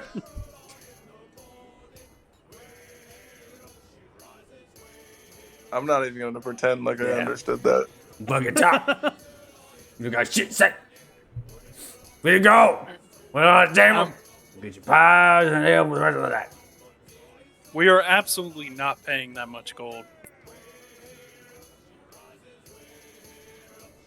One, Oh, because we really? don't have This that much place. gold. But two, because I'm not paying you 50 gold to eat. Oh, how that fucking go? You fucking lie. You say 50 gold right here. He got 50 gold on the table for the bet. He got 50 gold. He gonna put it down. You wanna fight me? Huh? Do you want Our to step friends should, outside? like, Wait, so Yeah, am I sure, fighting like, you for Step 50 Bible. gold? out fucking here. Is Varus dueling now? Yadnir jumps onto the table, holds the hatchet up. Yeah, I'll clap my hands Fucking together and start to make a lies. big Look at ass me. fireball. Huh? Go to my tavern. Challenge me Whenever to he fight. jumps on the then table, lie I'm to gonna clap me. my hands together and start to make a big ass fireball. Oh, Fucking Ooh, you little fuck that you're gonna frighten me. Had nothing to do when a Kraken tentacle came at me and I knocked it off the damn boat. Yeah, didn't know I fought a Kraken, did you little bitch? Wait, were you on the record? Yeah, right. We see. What about the record, huh? Were you on the record? I worked on a record a long time ago. Oh my god! You know Captain Keely-Yon? Aha, Captain Q-Yon go out way back. Fuck that guy. Don't tell Captain Q-Yon I had no fun with his wife now, you hear me? Huh? Oh my god! Do you know what they give him say? 50 gold. The I'll old give him salty 50 dog gold. yonder gets in where the dog goes. All right. Y'all want me pie ale? I would like some meat pie and ale, sir. Points towards Varys. This one. Stripped down naked. Absolutely fucking not. Oh my Kiss god. my human white ass. I think that's what he wants to do. That's why he wants you naked. Five. Hops off the table. She's sad. I'm being generous. 25 gold. Meat pies. No.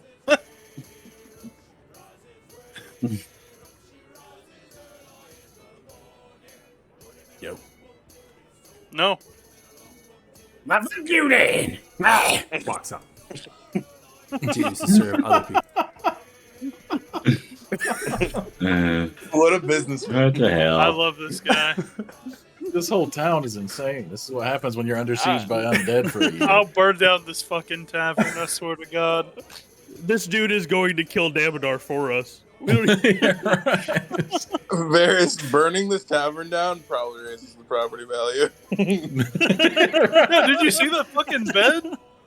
So was shit in that goddamn bed. Oh, I slept on the floor. I did not sleep in the fucking bed. Yeah, I think it might be better to just go camp outside the city at this point. Yeah, our, Just our wait for the fucking- undead to come to us. We should just go to our Yeah. stagecoach and sleep in there. Okay, Oh, on, that's 200 IQ, actually. are we going to be sitting back and observing, or are we going to be in there having some fun when the undead show up? I'm happy we man. won. I think you could do both, right? I mean, I figure we It would sounds just like Maldor and I are going to be yelling at people. Yeah, I mean, Yeah. that's what he does best. if nothing else, we can be like there as backup if need be. But from what they were saying, they don't need it.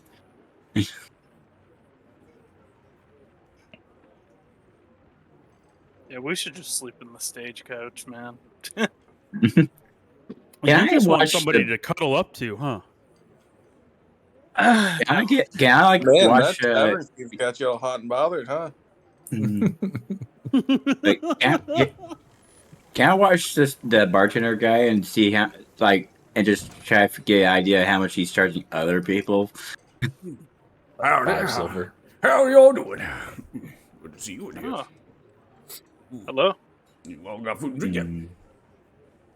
No, he tried to charge us 25 gold for it. Ah, yeah, idea. He challenged you to a fight? Yep. Oh, Yeah. that's a horrible idea. One moment, please, son. Conversation. Yadder's talking. Stelby's talking. The hand up. Takes out a pouch. Sets it down. Slides it. Yadder takes it. Puts it underneath. Walks back. Meat and pies are ale coming. No worries. It'll be fine. How much did you just pay him? Ah, it is simple donation to a fine, humble establishment. Oh, okay. Supporting local businesses. Of course. It's very important.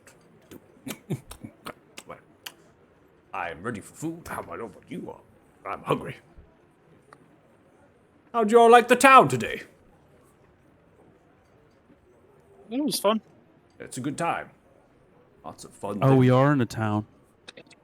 Yeah, we are. Sort of. You not know where you are? Are you sick with fever? I can cure that. I don't know if you'll- you could cure what I have. What ails you, my child? More cowbell.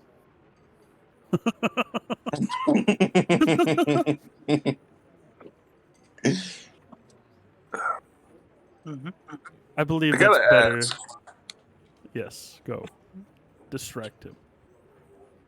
You know, we've been here for a little bit. We understand the whole MO about dealing with everything. Is there any sort of infantry force here? Oh, what do you mean, infantry force?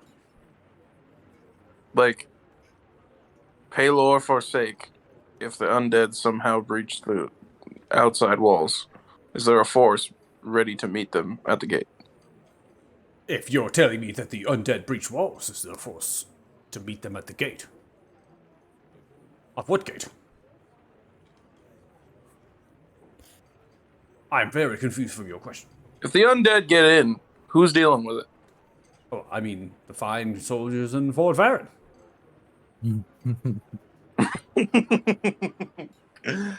Right. Never mind.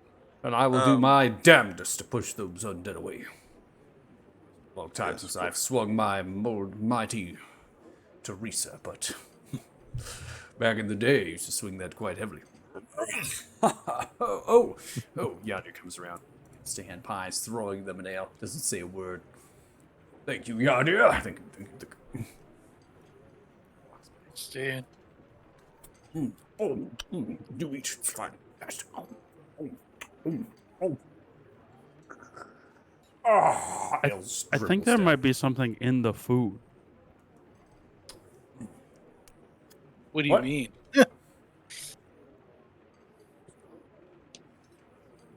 Why is everyone fucking crazy here? I do say you are terribly sick. I believe everyone's crazy. Some fever Well, plays. not everyone. Maybe some necrotic ailment, perhaps. If you don't mind, I have some divine that I can send your way and help you, my child. I believe I'm fine for now. Thanos Thank you, goes to though. sleepaway camp? Let's say send away. You're fine. Are you sure? Yes. Okay. Oh. Takes a loaf of bread, rips it in half. Why aren't you eating? It's good. Enjoy.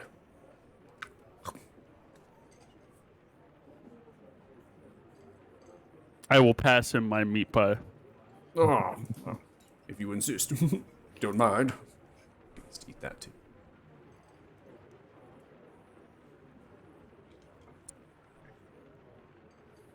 I still can't believe you shot my fucking bird. Someone shot a the bird. bird did try to eat him. To be fair. Oh, My bird could not eat him. It's I a mean, magical bird. if you would have rathered, I could have turned into a bat and dueled it. Honestly, It's just a bird. That's what needs to happen next time. Yes. bird versus bat. Mono e mono. Going at it, one step at a time.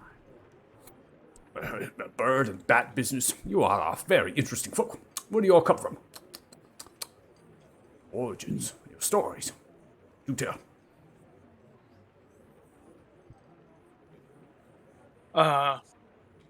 I guess I'll go first. I'm from a small city-state called, God damn, I forget every time. This is so embarrassing. Hold on.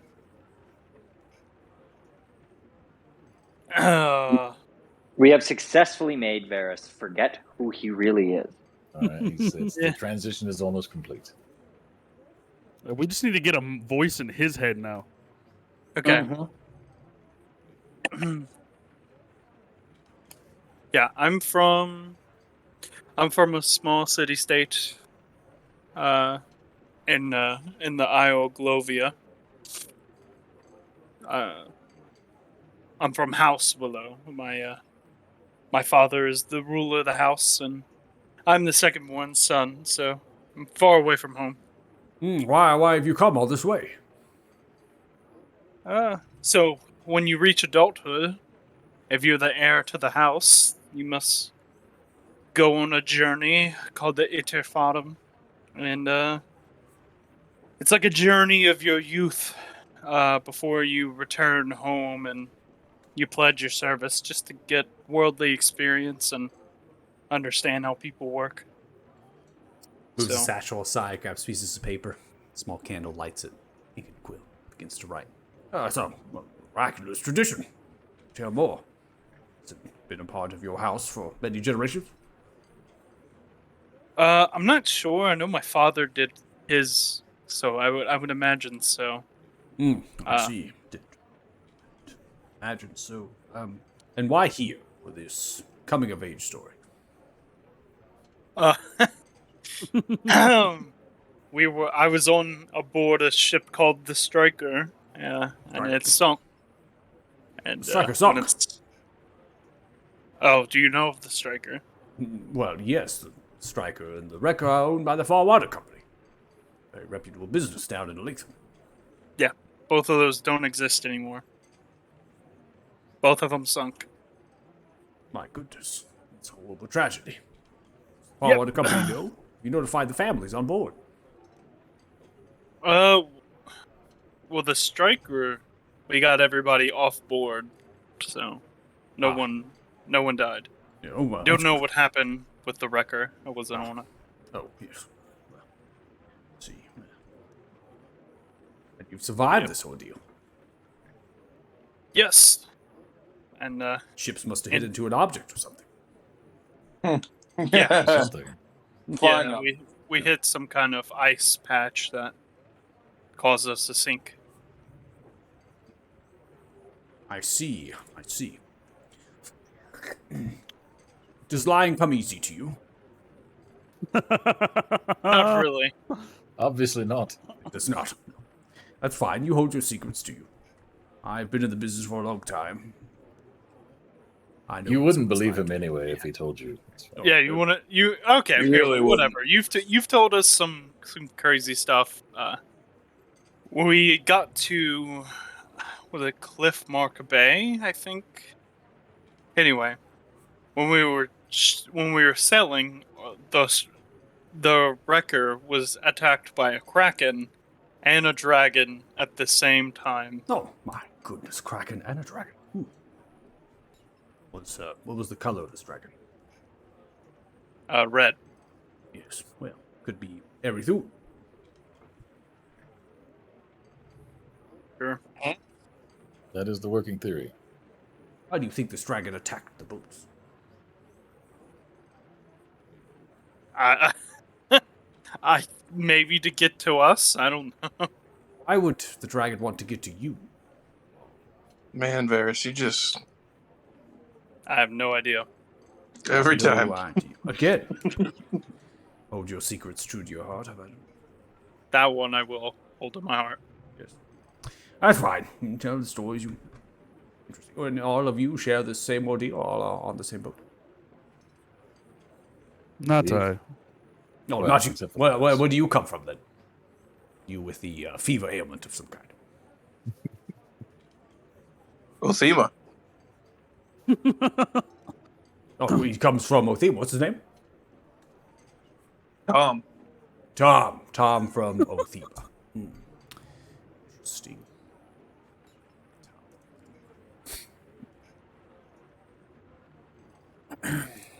Begins He's a to- blacksmith of some renown in the Holy City.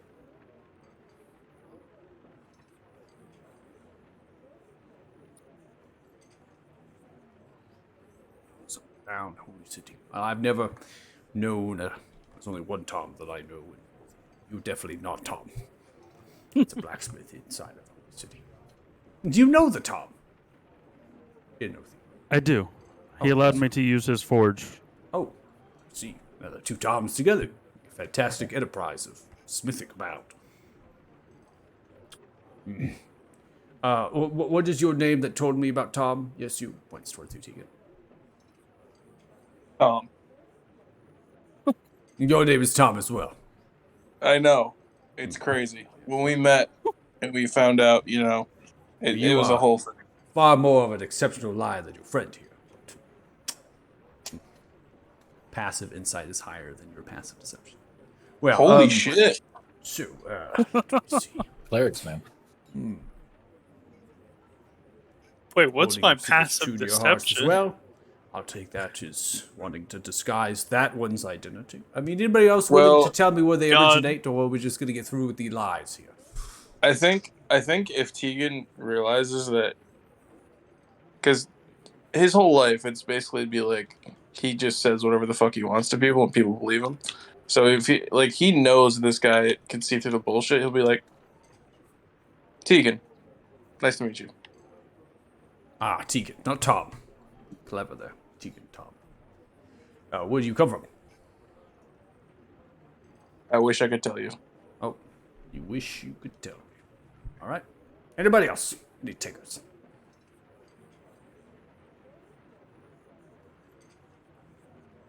Not a talkative bunch, this one.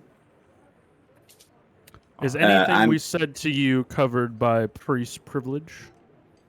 As in, you're not going to go spill our secrets to the world, are you? Why, Oh, is this a no. confession or Writing it something? down. I merely account these tales into my fables. All my books are stored underneath my temple, inside of the basement.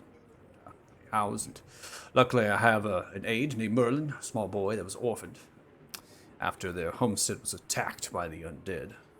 Well, we made refuge and hid. Found them on patrol. Took Merlin back and helping him out. And recuperating. Very good with organizing and cleaning my books and all my volumes. Nice of you. Oh, of course, of course.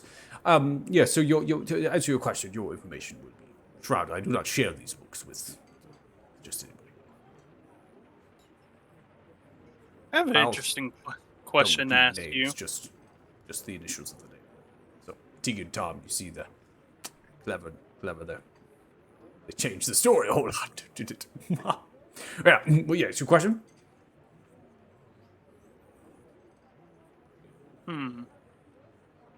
Wait, you don't have a question quite yet. I But you're thinking do, of it. but I'm thinking of if I should ask you this or not. So you usually talk first before you have something in your mind. How unusual. Does this tell you to Yeah. spill your secrets quite easily? I just don't. This guy's insight is fucking insane. I'm not used to having to watch what I say. Ah, I'm of course. You think he What? would be by now, but The real question is, why are we watching what we say when he is a priest of Paylor who likely knows Valria and Lord Foundfloor? He's going to figure out who we are anyway. okay. Do you know of a man named Damodar? Ah, well, I've heard stories told from forces that fight against the Talthars and Temerians, that they ally themselves to someone or something called Damodar.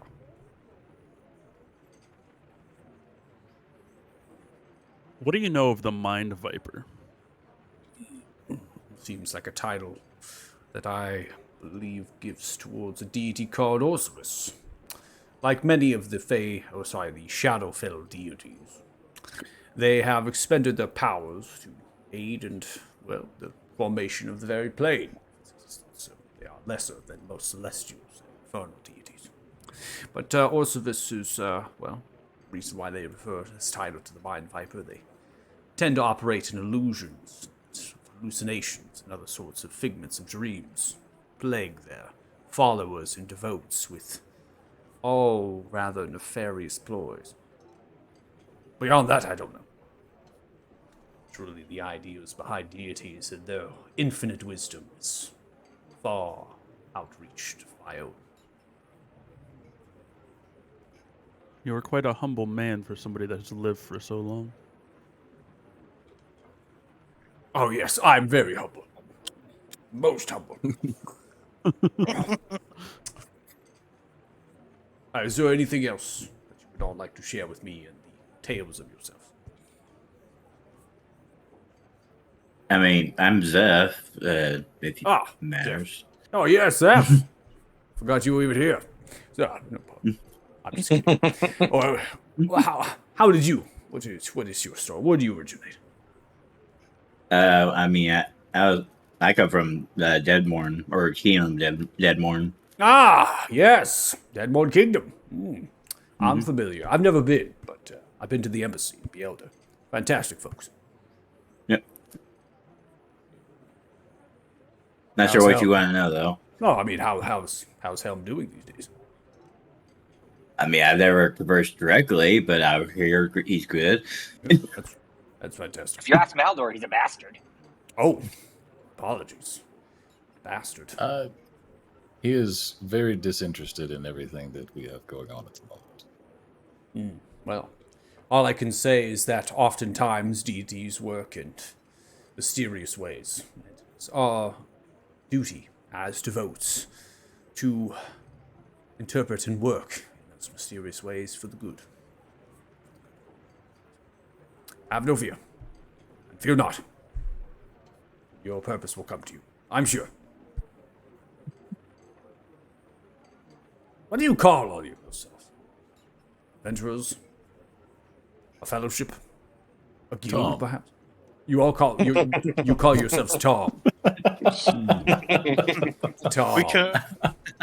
We call ourselves the ill-fated. You refer to Is that- yourselves as ill-fated. Yes. Well, I mean, your friend just said they were ill-fated from the might of hell, so this makes sense. All right. Yeah, I'm we taking don't enough of seem your to have time. very good luck. I've eaten all my pie and drinking all the ale, so appreciate that. And hopefully You all may do also this have too, mine so- if you want it. Oh, I'll take that for the road. Maybe something for Merlin. All right, well, it's been a pleasure. And of course, if you ever need to confess or speak of any other matters, you can find me at the temple, Priest Emily Goldbelly. And yes, thank you all. Thank you all. Thank you. Begins to walk away. He reminded me. While I was conversing with Orsivus earlier, these stones seem to protect us from his divination of illusions, and likely we can enter the fog. Are we sure See that for- all of them protect from that, or just specific ones? He said me and my companions, so I assume that includes all of you, but Hmm. Interesting. Looks like I was right. You know, broken clocks right as well every once in a while, so congrats. And About jokes are once every funnier 12 when you hours. don't stutter. It's got me there.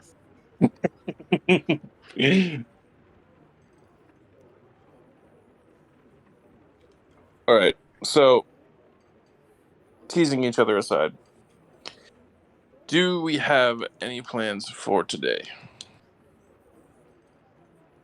Nothing Well, comes to please. mind. 10 o'clock Most- at night. Yeah, the day's mostly done. So I guess tomorrow is the question. Unless you had something you want to do tonight. Like late night.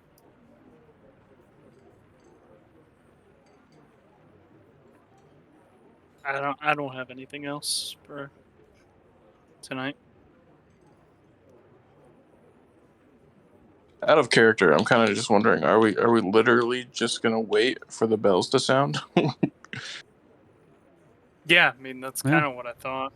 I mean, we're Yeah. really terrible at downtime, so I mean, me and Maldor are going to train some troops. Yeah, we got training to do. I'll go attend your guys' training because I just got the new crossbow and I got to learn how to use it. So Oh, yeah, there you go. I'll practice some magic, I guess. Do any of your recruits know magic? I seriously doubt it. Not that I saw. That'd be They barely know common. all right. Well, I'm gonna go to bed. all right, Good night, everybody. Okay. all right.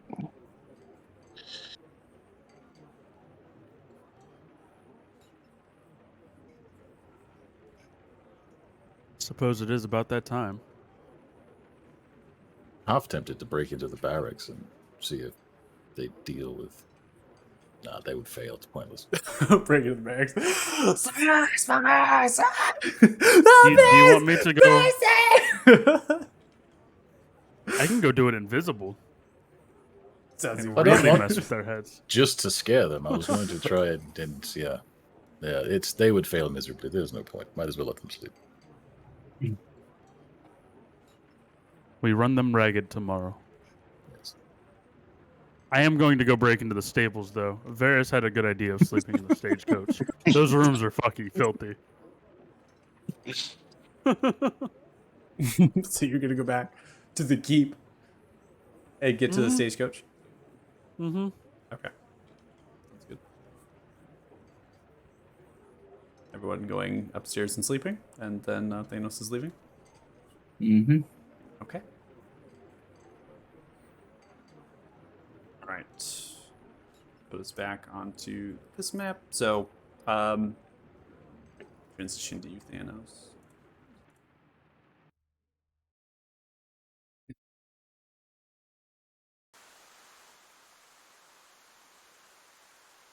So Thanos, you're making your way over to the keep's grounds. Double wooden doors and the gate mechanism is all open, right? So you're able to just kind of walk in. Some individuals, in addition, you're pretty much invisible unless you're in the brazier, the actual brazier light. You know, the lighting coming from the towers that are either side, or the torches that are being clung to some of the actual guard pitched on the walls. So technically, you're invisible. The stables themselves, so do have lights, just many different torches and lanterns that are lit in there, providing the animals enough light. Ground, they've been pulled out of the rain. They also have blankets on top of them. And they're groomed and given fresh grain and grass and certain food items and water. So you see your stagecoach, and you begin to go towards it. On going towards and grabbing the door of the stagecoach, you open it. Inside, you see Andrew, who's currently sleeping inside of your stagecoach. That would be what happened too. Oh, I just poured water wrong. Reactionary. That was not. Do you need to clean up? No, I'm good. Okay. I will. You know what? I'm gonna mess with him in the morning, so I'm gonna sleep on top of the stagecoach. Okay. So you're still out of the rain because the stagecoach is parked, so you're able to get on top of the Yep. stagecoach. Just close the door, let little Andrew sleep. And as you finally lay your head down, horns begin to blare.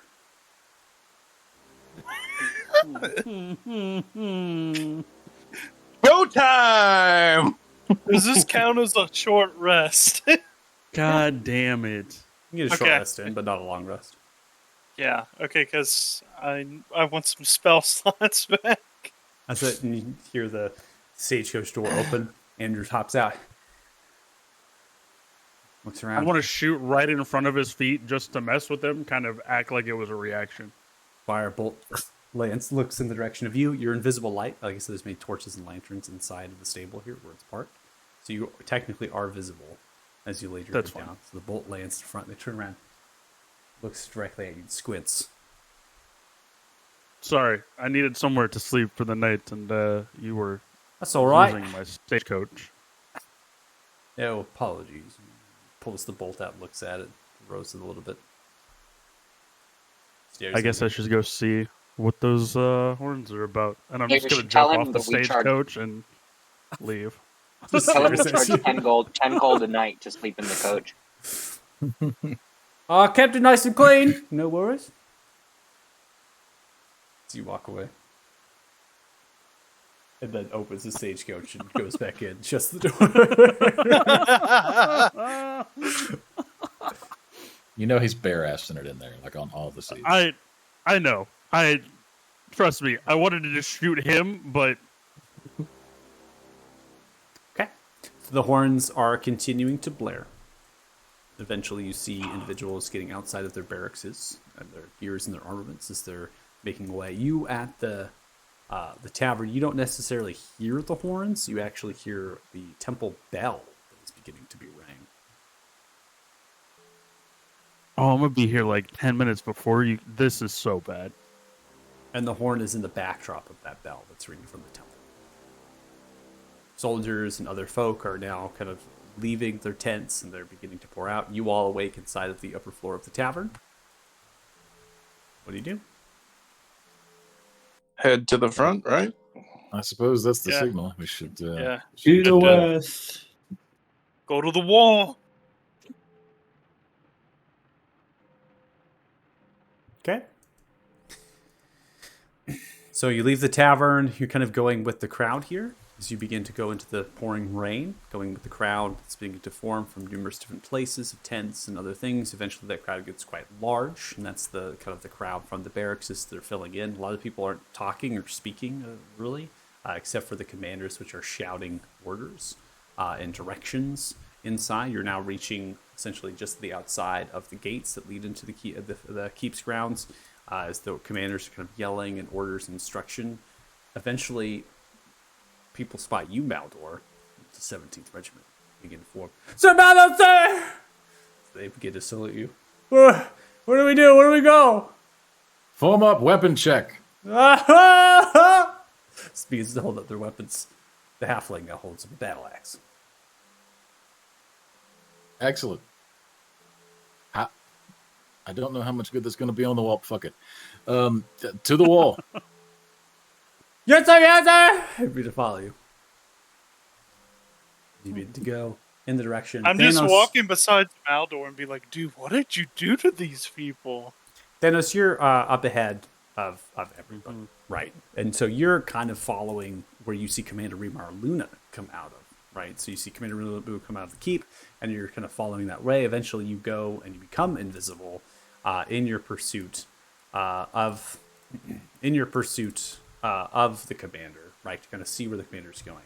You now are able to observe that the wall on this side is in horrible condition. Right, it's only about 10 feet tall with a small cranial of only 2 feet. So essentially a kind of a half quarter wall, right? And there are stone staircases built out of kind of river rock that form upright as stairs on top of the wall. They are pulling mangonels into position and moving carts full of rocks and other things behind them with 4 horses and pulling them. So soldiers are wheeling them through. Mangonels are decent size. They're not really too large. They don't tend to fire off at very very far distances, but they're decent size. They begin to pull those. The individuals upon the wall that are forming are kind of forming in groups of 5, and they're spacing themselves outwards, and they're lining the entire western part of the northern and part of the southern walls. It seems that that's their normal type of kind of formation here. And then individuals with their commanders are forming up in their spots. Other soldiers are kind of grouping themselves together with other commanders and not going particularly on top of the wall. Instead, they're actually at certain wagons that have like crates of crossbow bolts and other sorts of supplies like armor and things. And those might be like reinforcements, or essentially, hey, if one side needs more help, we're going to rush over there instead. Putting ourselves under the wall, we'll be in this spot, which is close to the wall, but we're on the ground, and we have a wagon, so we can kind of facilitate reinforcements depending on what happens. Okay? So Thanos, you're there. I'm going to go ahead and pull you to scene in particular, because you're going to be first up here. Oh, God.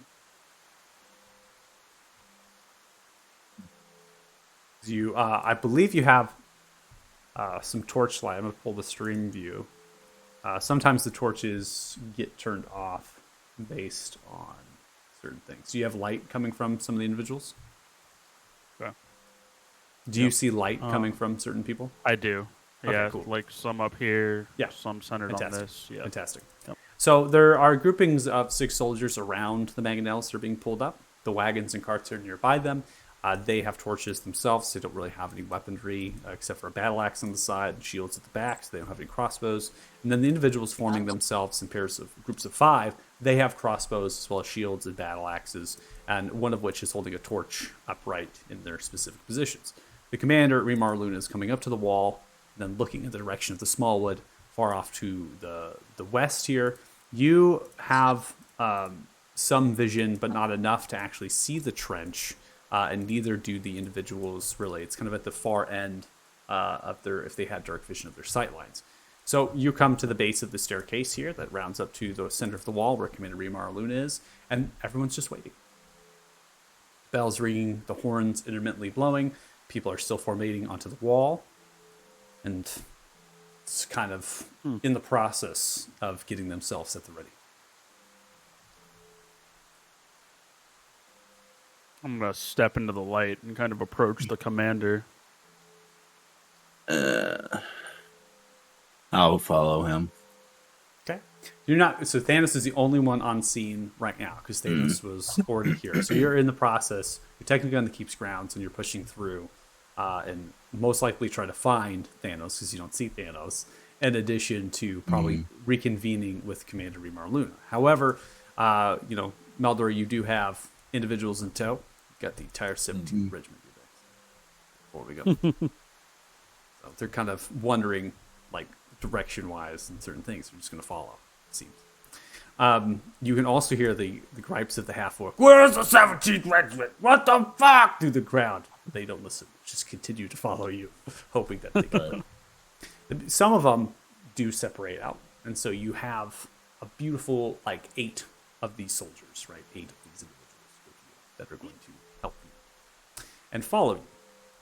So those are going to be with you to push through. So Thanos, what are you saying now? You come into visible light here, so you're not invisible any longer? Commander turns and looks at you. Is this usual behavior for them to attack at night? Has this happened before? It's usual to attack at night, but it's not fucking usual for them to attack so fast. Fog itself was just building this morning. Means they've made a good number of miles in a single 12-hour period. Okay. I'm going to...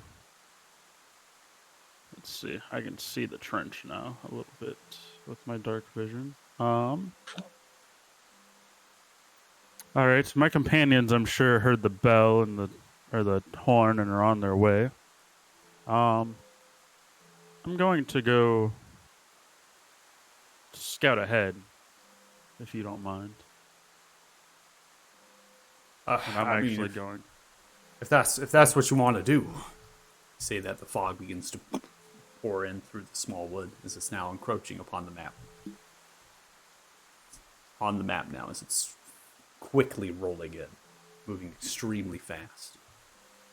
Oh, that's terrifying. I will... It's a 10-foot wall, you said? This is roughly 10 to 12 feet, yeah, depending on where you're jumping down. Okay. Then I will just jump down. Okay. And kind of walk out towards the edge of this to see if I see anything on the other side of the trench yet. Roll perception. It's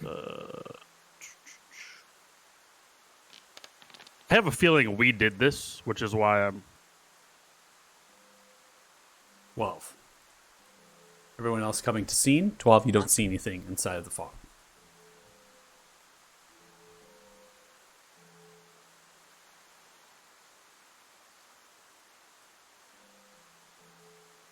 I'm going to wait here for something to happen. Or for my people to show up on the wall. Technically, you are invisible.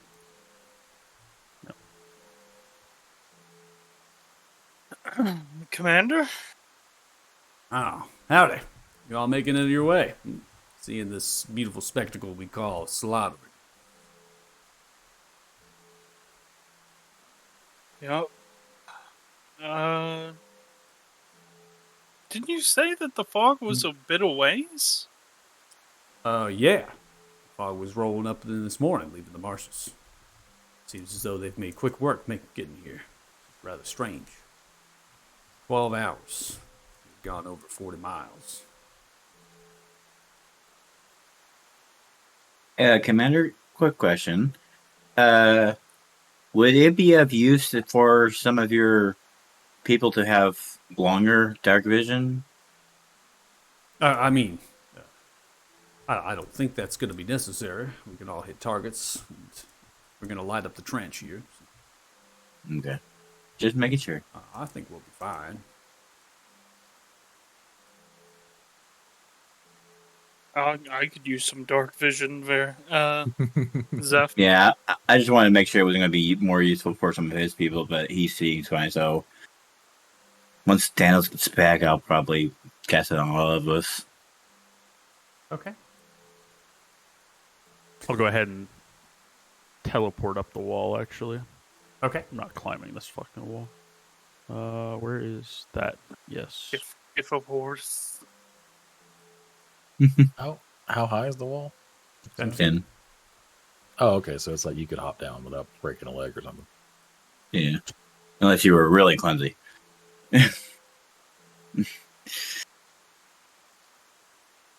I don't like this.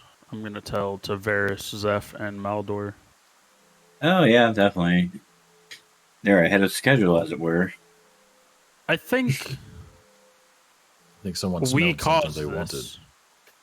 Oh, we cause everything, don't we now? Seriously, at least all the bad stuff.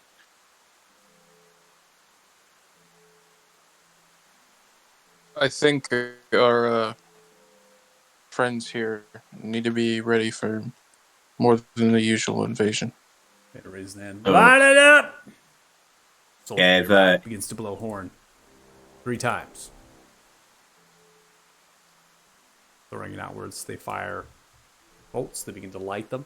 They fire off in the direction of the trench.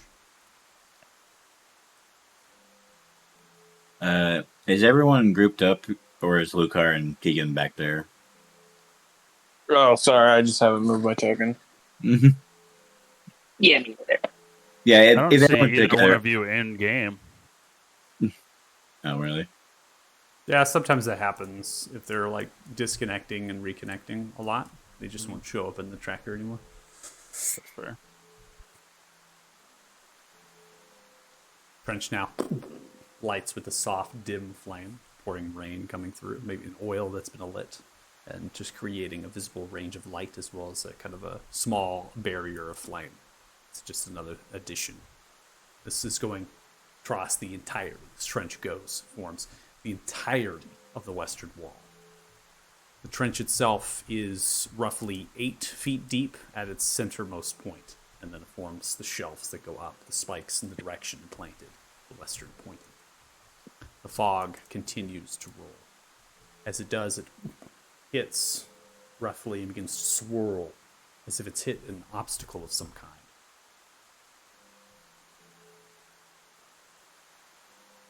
I'm going to cast Vigilant Blessing on all of us. Okay. And give Varys the Eyes of Night advantage on initiative. Sweet. Okay, so Varys is getting the advantage on initiative, and then are you putting any of your Twilight Dark Vision Yeah, on everybody. On everybody except yourself?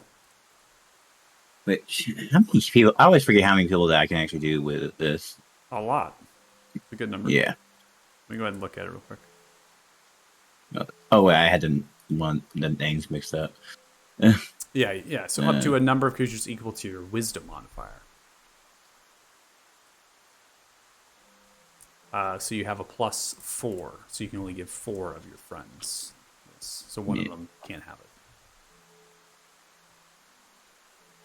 Well, Looks Lucar like- and Varys obviously needed the worst. Yeah, Mhm. but Thanos has Yeah. the highest Dark Vision without it. Yeah, I think I usually don't get it. Yeah. Burning out. Commander, if I may make a suggestion, I don't think this is going to be the usual horde. What do you mean? Call it a adventurer's gut intuition.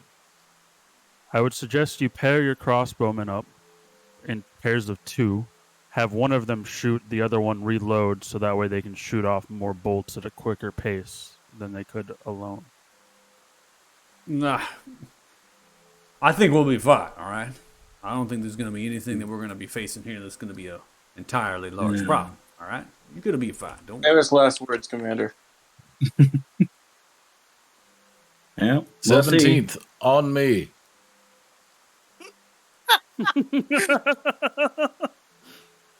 He's right, gonna split them. You said there were like 8 following him. Yeah, there's 8 following. He's gonna put 4 in the flanks here, and then 4 on the other side where they had gaps. And he's gonna instruct them to pair up, fire in cycles. One of you fires, one of you reloads. Once they get close to the breach, to the trench, do not cease firing. So yes, sir. You there with the axe, you guard the wall. If anything gets past, you clear it. All right, sir. I look to everybody else. I'm like, do y'all have big ranged attacks, or Moonbeam. how far does Moonbeam go? That's a good question. I can hold my own. 120 feet. I've got the crossbow now, and I've got my control. So Okay. So do y'all want me to fucking empty the clip, or? I wouldn't do that because I don't think if anything bad is coming, I don't think it's going to come immediately. Yeah, I wouldn't Alright. waste everything on the zombies. Like hold power for something worse, unless they start to overwhelm the. If they make it past the trench, then we have to get serious. Okay. Let me see what I got in my. listening to this, the captain probably thinks we're such pretentious assholes. I mean, I do. That's fair. And I'm part of this group. Is there any spare crossbows laying around? Like the heavy crossbows? Oh, heavy. He's like, if shit gets real, we'll start trying. I mean, don't I you just have wanna be a able to bunch? also shoot stuff? Huh? Don't you have a bunch of bolts? Yeah, I have a hand crossbow though. I can shoot Oh, 30 It's a feet. short range. Yeah. So I'm looking to just take one of their weapons so I can shoot stuff with my. I mean, skill. you're welcome to trade with the 17th because they can't hit shit anyway. But Oh yeah, that's fair. Thanks. just let them borrow one of yours and take one of theirs. You can also borrow my light crossbow if you want it. Yeah, let's do that. That makes more sense. Borrow Okay. from inside the party. Okay. Go ahead and trade, and as soon as you're waiting here. Yeah, you should be able to right click Yeah, on yeah. the player. Yeah. Time passes by. As you're waiting, the bells continue to ring. The horns now slightly subside, and the bells slightly subside again. And you're just left here in the pouring rain after an hour or so has passed by. Suggesting that the mobilization of these individuals is decent and fast. Right? They've gotten together after an hour and a half to 2 hours. Got upon the wall, torches are lit, rain continues to fall down. And in that moment, you begin to hear the thuddering of steps, essentially as the ground underneath you begins to move, the wall itself shaking. Commander's staring off into the distance. Shadows and figures begin to emerge in space. As they begin to emerge in space, they're not walking. They are running as they begin to come out of the fog in a run in the direction of the wall. We're so fucked. Oh, Holy As they begin shit. to pour out, running out of the fog, the shadows, even the smaller zombified humanoids no longer walking. They are running. Behind them, large hulking figures, 12 to 13 feet in height, plated in black plate armor, holding massive shields and maces. Behind them, bone-like bull creatures with great axes. In between, lizard folks with spears, tattering of flesh and energies of necrosis and shadows around them as they begin to run at the wall. Oh, son of a bitch. Forget what we said. The commander Unload. staring in the direction.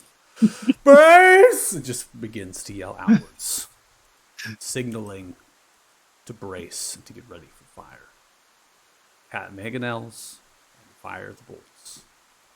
We're going to go end the session here. Prepare the Session. next session. Siege Son of a of Fort bitch. Farron. The session will be extremely long. I've had this combat go 2 sessions worth of time. So we will take this in stride. Take many breaks, take periods where we're stopping, things like that. So I'm going to give a forewarning here that if you are surrounded, the creatures will act on mob attack rules. If you're not familiar how That would that make works, sense with that many. if you're not familiar how that works, that means they will guarantee hit you if there's a number of them around you, and they'll be guaranteed a number of hits if there's a number of them around you. In similar fashion, the soldiers are going to do the same. They are going to be using mob attack rules when they're firing their bolts, unless they're firing at specific individual targets. This is going to quicken up pace. I also, even in individual attacks, I will be grouping them together. So I will not be using the automation because it's going to be too slow. I'll be grouping them together. So the creatures are all going to go on their own initiative. So all of one type of creature is going to go all at once. And if they're going to make attacks, I'm simply just going to roll all of those dice out. And they're going to do their attacks. It's not mob attack rules. It just means I'm not going to have automation. There might not be animations coming out from the creatures, things like that. Right? I'm still going to move them and act with them. That's not going to change. So, no need to roll initiatives quite yet.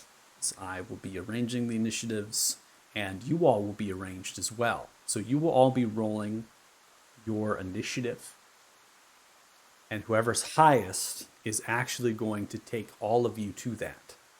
And then you're going to stagger yourselves in the spots that you want to be in the order relevant to each other. So you all are going to go at once together, but you're going to be staggered. So we're still going to be keeping you in initiative. This should help you if you're, one of you rolls really high. Essentially, you all are going to start first in this order. And then you're going to be being like, I want, Maldor, I want you to be a third in this because we're going to, you're going to attempt to do this. Or let's let Varys be last because you're going to cast magic, right? Something like that. So, however you're going to delegate it, that's up to you all. Does this all make sense? Mm-hmm. Okay. Mm-hmm. All right. So giving you something to work on. I'll reiterate that too at the beginning. Terrified. All right. I'm going to go ahead and calculate some experience based on roleplay. 50 points. Yeah, we didn't do I felt like we fucked around for 4 hours. We just need 4,900. It's fine. That's can a I lot of level enemies to go into without leveling up. This is going to be fine. We're going to be okay. Yeah, of course. I'm unload the clip, right? Fucking let it ride, let it ride, right? I'm glad I prepped appropriate. I'm glad I prepped appropriate spells. Is that truth? Did you not do that? No, beginning of this session. Because I figured I would have done it last session, but since I wasn't here. Yeah. Okay, cool. I was about to say, did you keep your fucking when we went into the dungeon and you had like all investigations? That was, oh man, I hated that. I am terrified right now. What do you mean, dude? You just got your new crossbow. Which you can't use because it's too far away. I can't shoot that far. No, I mean, to be fair, like, I think I'm the only one, me and I think Zeph also, are the only one that can reach these things. I mean, I can't now that I have the crossbow. Yeah. All right, so we have Yeah, you picked up a bigger 700, crossbow. 790 experience each to put you at 29,977 experience total. God, man, we're really killing the XP game. If you're watching, Yeah. killing the XP game. What are you talking about? Most games don't even give experience for roleplay. I mean, No, I'm not saying that as like a bad thing. I'm Dang. saying like we just didn't do a lot this session. lightning bolt strikes Varys. No, yeah, that was Yeah, I'm just saying we didn't do a whole lot this session. We like wasn't fucked a lot. around real All hard. right. So if you're watching the stream, thanks so much. Really appreciate it. And hopefully you join us for our next session here as we get into the Siege of Fort Farron, which will be literally all out combat. So we will be just fighting and fighting unless the Ilfade decide to run. So we will see. Anyways, hopefully you join us then. Thank you so much, and bye. Bye. Bye.